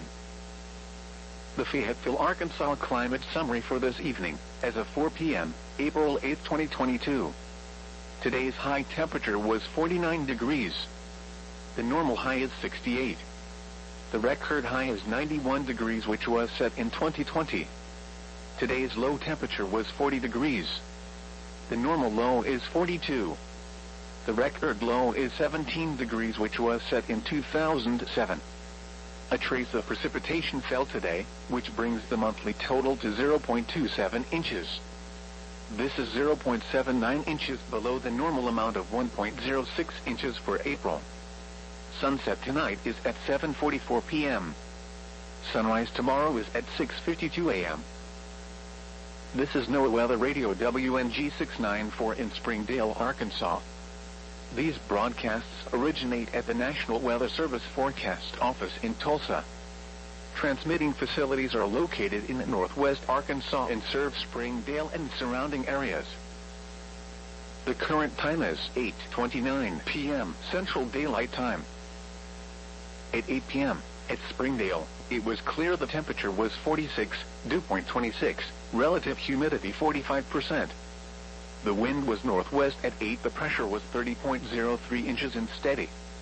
At Drake Field and Fayetteville, it was partly cloudy. The temperature was 48, dew point 25, relative humidity 40%. The wind was northwest at 7. The pressure was 30.03 inches and rising.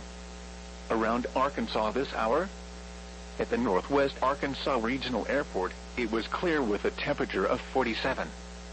The wind was northwest at 6. At Fort Smith, it was clear with a temperature of 54.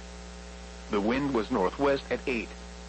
In Little Rock, it was cloudy with a temperature of 49. The wind was northwest at 7. At Harrison, it was partly cloudy with a temperature of 42.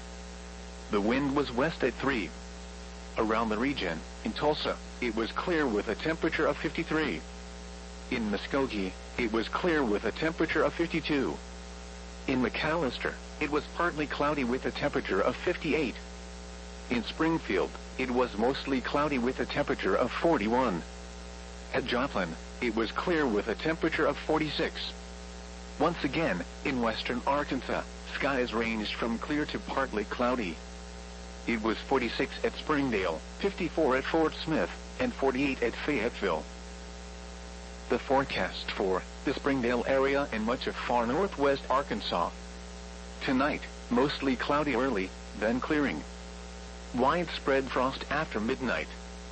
Cold with lows in the upper 20s.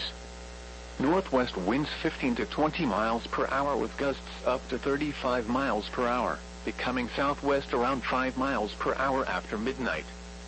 Saturday, widespread frost in the morning. Sunny. Not as cool with highs in the mid-60s. Southwest winds 10 to 15 miles per hour. Saturday night, mostly clear. Not as cool with lows in the lower 50s. Temperature rising into the mid-50s after midnight. South winds 15 to 20 miles per hour. Sunday, mostly sunny and breezy. Not as cool with highs in the mid-70s. South winds 15 to 25 miles per hour with gusts up to 35 miles per hour.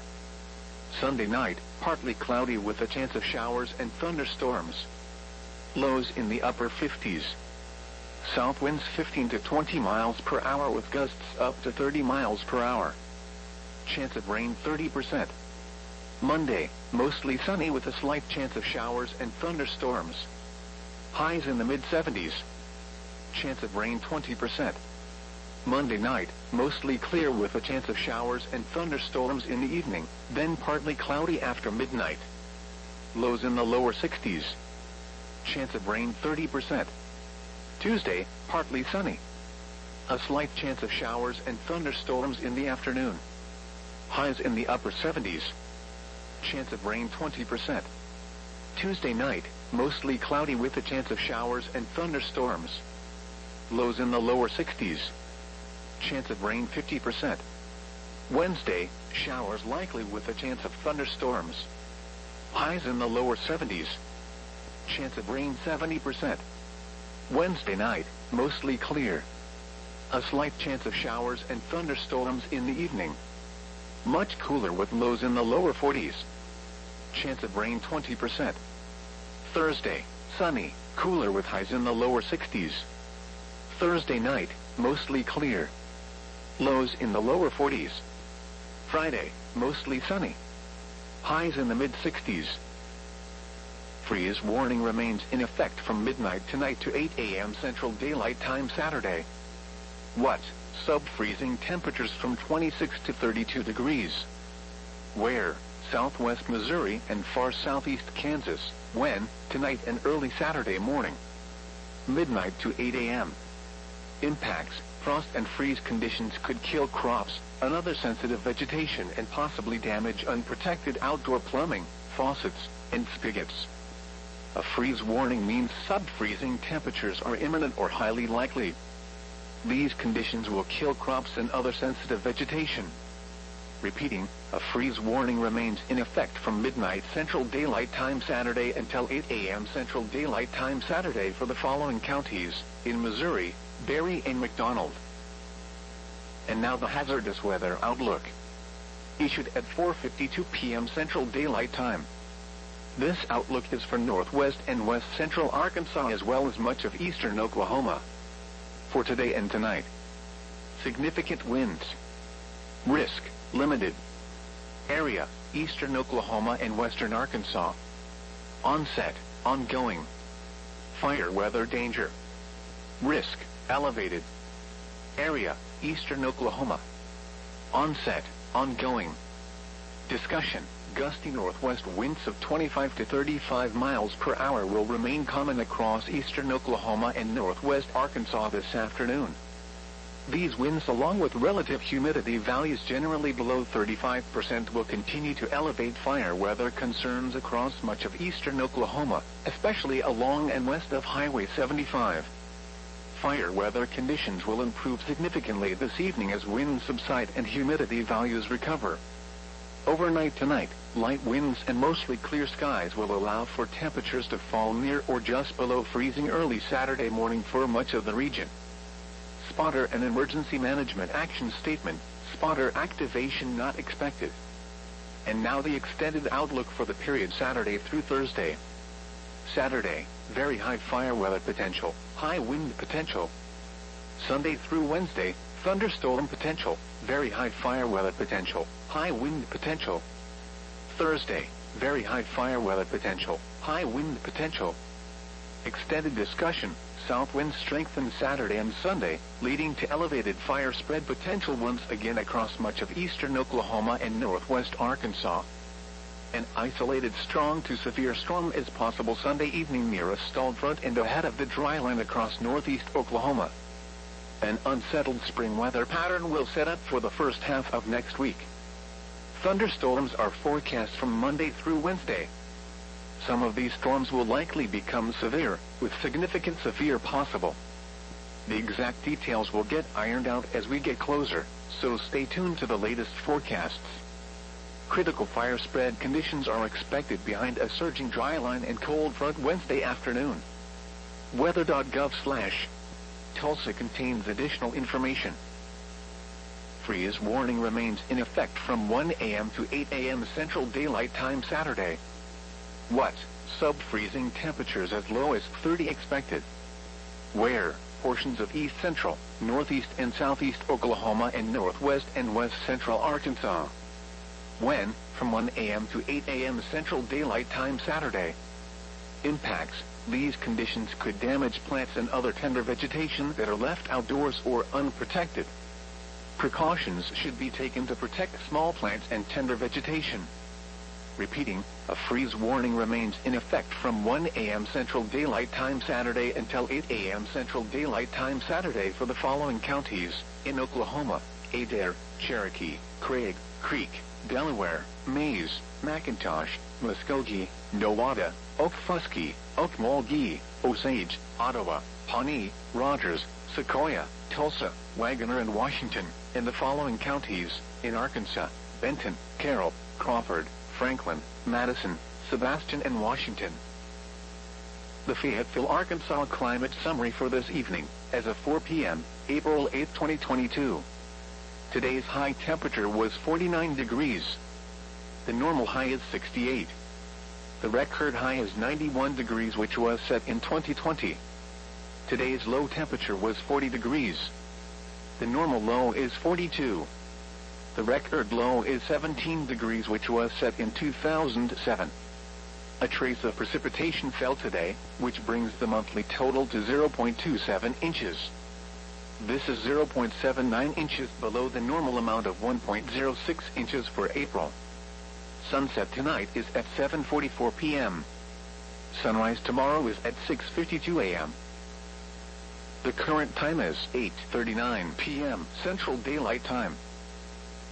At 8 p.m. at Springdale, it was clear. The temperature was 46, dew point 26, relative humidity 45%. The wind was northwest at 8. The pressure was 30.03 inches and steady. At Drake Field and Fayetteville, it was partly cloudy. The temperature was 48, dew point 25, relative humidity 40%. The wind was northwest at 7. The pressure was 30.03 inches and rising. Around Arkansas this hour, at the Northwest Arkansas Regional Airport, it was clear with a temperature of 47. The wind was northwest at 6. At Fort Smith, it was clear with a temperature of 54. The wind was northwest at 8. In Little Rock, it was cloudy with a temperature of 49. The wind was northwest at 7. At Harrison, it was partly cloudy with a temperature of 42. The wind was west at 3. Around the region, in Tulsa, it was clear with a temperature of 53. In Muskogee, it was clear with a temperature of 52. In McAllister, it was partly cloudy with a temperature of 58. In Springfield, it was mostly cloudy with a temperature of 41. At Joplin, it was clear with a temperature of 46. Once again, in western Arkansas, skies ranged from clear to partly cloudy. It was 46 at Springdale, 54 at Fort Smith, and 48 at Fayetteville. The forecast for the Springdale area and much of far northwest Arkansas. Tonight, mostly cloudy early, then clearing. Widespread frost after midnight. Cold with lows in the upper 20s. Alrighty guys, we are here back. Hope you guys are doing alright here. We're kicking off here where we left off here. We're kind of wrapping up here towards the end of the live stream, y'all. So if you have any questions, y'all, feel free to throw them down in the chat here. Like I said, we're going to be here for you guys 100% of the way here. If you have any questions, throw them down in the chat. If you're new to the channel, hit the subscribe button. Greatly appreciated.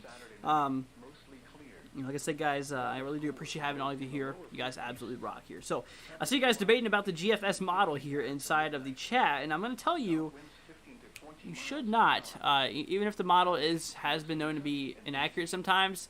GFS is actually one of the best models. European, I believe, is the first, but the thing is that you got to take everyone's opinion. If you don't take everyone's opinion, you're going to have more of a biased look. If you have more of a biased look, then that's how your forecasts end up sometimes dropping more than if you didn't include it. If that makes any sense, but the bottom line is that you should include every single model, or at least as many as you can, in order to provide an accurate forecast. That's essentially what we do. We take every single model in consideration. I understand, all models aren't perfect. Like I said, some of them have their own, some of them have their own views in regard to things, but yeah, in regard to things. So it's here. I agree that GFS model gives more accurate forecast, but it's progressive in a deep system like the one this week. However, your defense has decent ensemble support. Weather says also says what I'm saying is that generally the GFS model gives accurate forecast, but the ECMWF model gives better medium and long range picture of things. Like I said, it really just depends on the model, though. Or like I said, the European model is statistically a bit more accurate, but like I said, they're both long-range models, obviously, but they both have their ups and downs, essentially, is what I'm trying to say. They're not perfect. Neither of them are perfect, though. But you shouldn't just leave out one because, why not? But I do see where you're going with that, but, that is what we are talking about. But anyways, guys, I hope y'all are doing good here. I'm glad to see all of you guys here today. If you have any further questions, feel free to throw them down in the chat here. I'm going to be here for y'all. You guys are the best, just always know that. I really do appreciate all your support here. So feel free to throw them down in the chat here, y'all. Just like I said, thank you so much for being here. Like I said, if y'all don't really have any questions here, then I think we're good here. Just want to see, L2H says, you're a nice young man. Thank you for all your hard work. I know I'll see you next week for the upcoming weather in the Central States. Well, obviously, thank you so much. That's greatly appreciated. I do appreciate the comments. You guys are the best. Just always know that. But seriously, L2H, thank you so much. That's greatly appreciated. Just want to see here.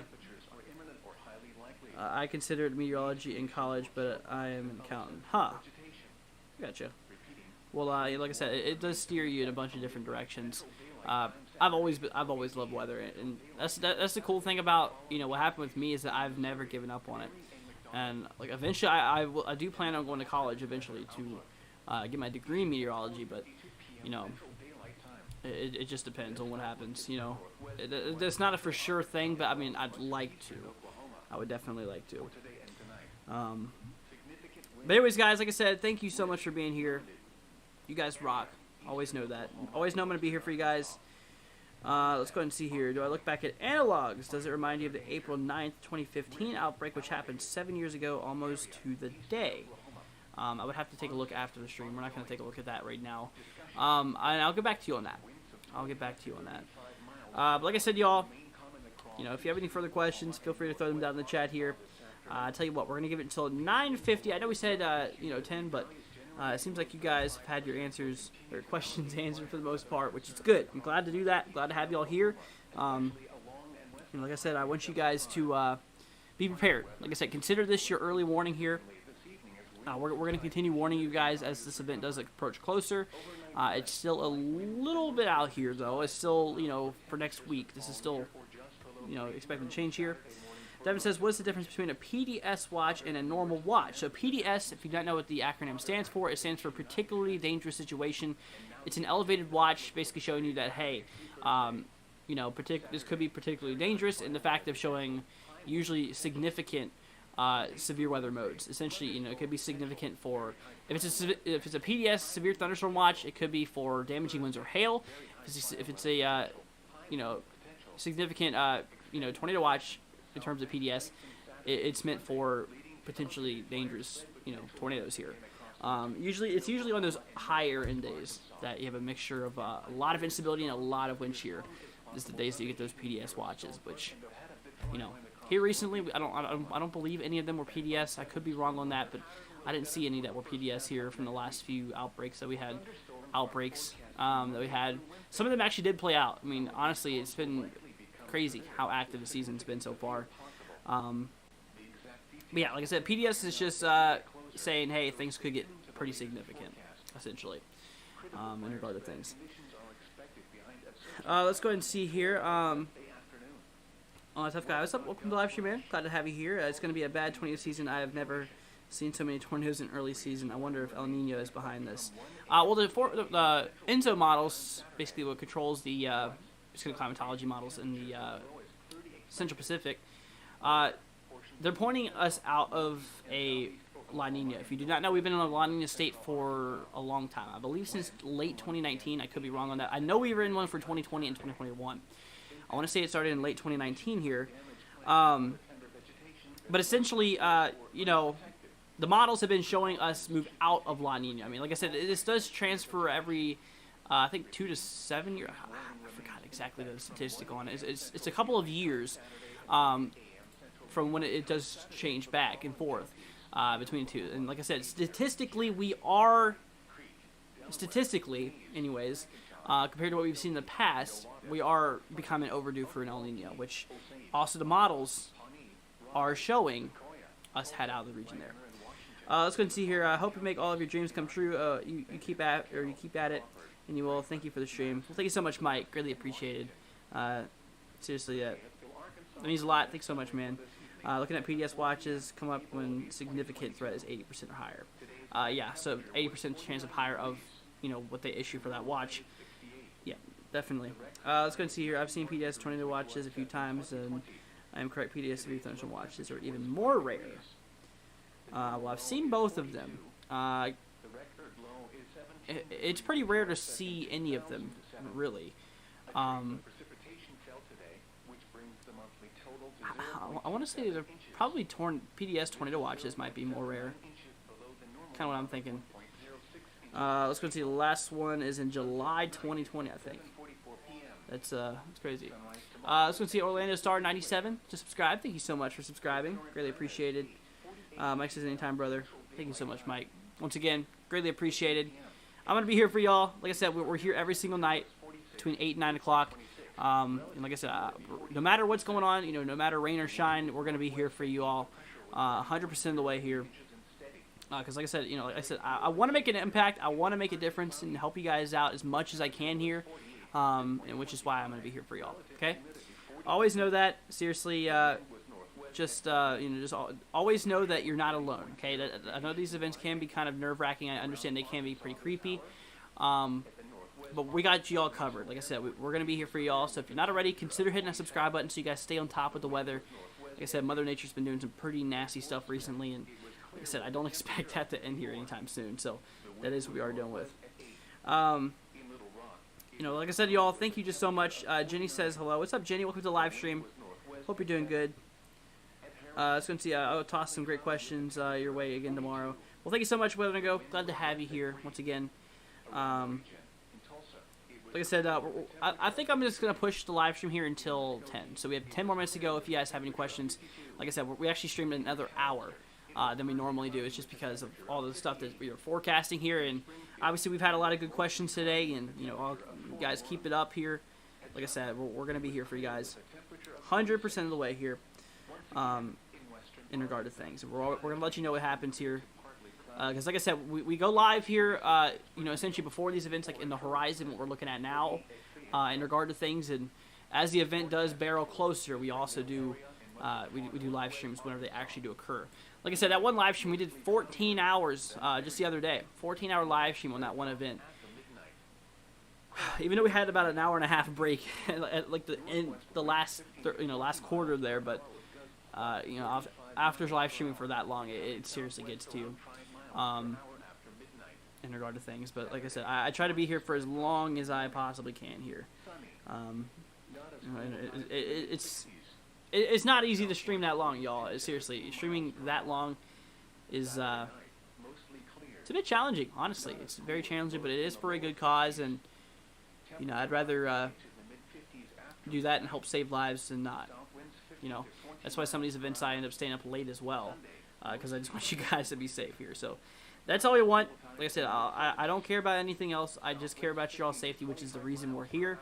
And like I said, y'all, we're literally. Now I know you probably are wondering, because I keep on saying that we're saving up for a new computer. I might get annoying every once in a while, but like I said, that's for a good cause. We're saving it up here. Like I said, we're already almost done with the build here. I mean, I already have the motherboard coming tomorrow. I already have the RAM. I already have the CPU, the fan. I have about everything. Now we're about $300 away from completing it all. And if you guys do want to, support the channel, feel free to, check out the link in the description as well as pinned in chat. Like I said, just you guys being here is obviously more than enough. But like I said, we just need to get that new computer here as soon as possible. Like I said, the goal is going to end here by the end of the month. We still have a while to go, so if you guys do want to check that out, feel free to, but don't feel like you have to. Let's go ahead and see here. A very true and authentic channel, says Jenny. Well, thank you so much, Jenny. Greatly appreciate it. Devin says, good night, everyone. I have work tomorrow morning. Well, obviously, have a great day at work, Devin. Glad to see you here. And, thanks so much for joining us. Thank you for being here. And I hope to see you soon. Like I said, guys, we're going to be live here every single night until this event happens, and then we're going to be live during the event. So stay tuned for that. It's going to be a busy, busy week next week, starting on Monday. Possible severe weather the whole entire week, and it could get pretty nasty. So we're gonna be here. We're gonna be here. Caleb says, "This is my first time I've watched this channel." Well, thank you so much, Caleb. Glad to have you here, man. And I hope you're staying safe with this. And like I said, if any of you guys have any further questions, throw them down here. Throw them down here in the chat. Like I said, we got you covered. I was going to say we need storms. Wow. That's a great guy. Well, you'll get them eventually. Depends on where you're at, though. Like I said, we're starting to see that the storms starting from the, they're right now, they're happening a lot across the southeast, which I'm sure you guys are probably aware of that. But as we progress here in time, especially here coming up, we're going to start to see a lot more severe weather starting to puncture more north. I mean, we're seeing this event potentially go up here into the Midwest, which is pretty daggone crazy here. Let's go ahead and see here. Congrats, NWW on 1.6 thousand subs. I remember you were like 200 like 1 week ago. A little bit longer than that, but thank you so much. Really appreciate it. Let's see, Nicholas says hi. What's up, Nicholas? Welcome to the live stream. What does my name mean? I get that a lot. Okay, so 116, my lucky number. It's always been my lucky number for some reason since I've been little. And NWW stands for Nationwide Weather. Nationwide Weather at 116. So it's a lucky number thing, and it's a nationwide coverage zone. Because we do cover everywhere in the nation, you know. So NWW, Nationwide Weather, 116 here. Let's see here. Mike says, do we have any rain heading for southeast Utah? Gonna have some, are we gonna have, so, I don't know what you mean by but I guess you mean, and we're gonna have some wind coming up soon. So for Utah, talking Utah over here. So in regard to rain, we're gonna take a look here at the GFS model here, obviously. First, we should take a look at the NAM model though, because this is the more mid-range model in regard to things here. Let's go and see. Nicholas says, wondering how the Cape will act in Middle Tennessee this week. All right, well, Nicholas, we'll get to that here in 1 second. We'll discuss that here in a minute. Like I said, NAM model doesn't reach out too far yet. I mean, it starts to get hints of this event, but this only goes into late Monday, basically, extremely early Tuesday. I mean, we're talking midnight on Tuesday. So models, like I said, severe weather is expected all throughout the week here in regard to things. So, you know, seriously. Wesley says, hi from Northeast Mississippi. What's up, Wesley? Hope you're doing good. Glad to see you here. So like I said, in regard to rain, because I know Mike wanted me to look at that, so we're going to take a look here at the precipitation side of things. We're going to take a look at the simulated reflectivity. So across Utah, in regard to things right now, nothing too crazy. Maybe some showers here. It kind of shows by maybe early tomorrow morning across bits of the northern portion of Utah, but it doesn't look like, I mean, it looks like the major rain event might be kind of for, yeah, the model kind of shows some rain kicking off here for Utah, kind of around here. You know, kind of around here for early on Tuesday. Late Monday, early Tuesday. Kind of looks like your next time. Let's see here. Will Kansas City be in danger, says Trunks TV. So Kansas City, yes, you are inside of a severe threat. Let's go and switch back here to WSV3 real quick. I know I got other questions I got to answer here. But for Kansas City's right here. You can obviously see this is for day 4, so this is for Monday. Tuesday, you're going to have a severe threat. You're inside the yellow, which means you have the chance for severe thunderstorms. And for Wednesday, you're in there as well. It's a multi-day event here expected. So to answer your question, Trunks, you got to be on the lookout here. Nothing to worry about, but it's something just to keep your mind on. You know, just do not ignore it. Let's go and see here. I remember Nicholas saying he wants to know what the Cape will act in the middle of Tennessee. So let's go back to the GFS.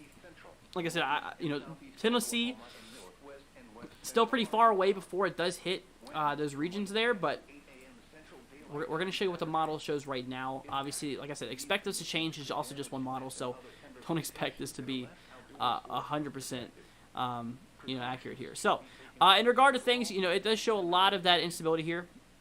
Here for Thursday, maybe getting around just about 500, kind of what we're expecting. Like I said, nothing too much, nothing too crazy. Trunk says, thanks, you're very welcome. Like I said, y'all, got you guys covered. Nice. I hope it does rain. We need it desperately here. Thanks. Very welcome. Yeah, we could use it as well. Not so much anymore. But we just had a rain event that dropped 2.5 inches where I'm at. Pretty crazy. Let's go see. Is it Middle Tennessee hilly, or can you still chase there? So the cool thing about this program is it shows you what's going on here. For the eastern side, it's mostly hilly. You can obviously tell this in the terrain difference. On eastern bits of eastern portion here of Tennessee and the western side of North Carolina, we got your Appalachian Mountains there, Blue Ridge, and just west of that, you know, kind of near west of Athens, kind of in a valley here, it looks like, but just kind of in the central and western side, it's mostly flat. Maybe obviously some hills, but that is what we are seeing here. So yeah, that's what we're talking about, you guys. All right, y'all, so we're going to go ahead and call a live stream here for tonight. Like I said, we go live here every single night from 8 o'clock to 9 o'clock. We're here an extra hour for y'all because I wanted to give you guys a little bit extra things if you have any questions. But like I said, guys, you know, thank you so much for all your support. You guys are the best. Just always know that. Just know that you guys matter. Just know that, you know, you guys are absolutely rock. And just thank you so much for being here. Like I said, it's nothing to worry about. It's just something we need to keep our eye on here over the next few days. So if you want to continue following up, guys, consider hitting that subscribe button. We greatly appreciate it. You guys absolutely rock. Thank you so much for being here. You guys are the best. And like I said, if you haven't already, leave a like on the video if you did enjoy it. We greatly appreciate it. Like I said, if you guys do want to support the channel, we have a link in the description. It's active anytime if you guys do want to support it. Obviously, you don't have to. Just you guys being here is more than enough. So thank you guys so much for being here. You guys are awesome. I really do appreciate all of your support here. So, but anyways, guys, you know, like I said, thank you so much for being here. You know, once again, you guys are the best.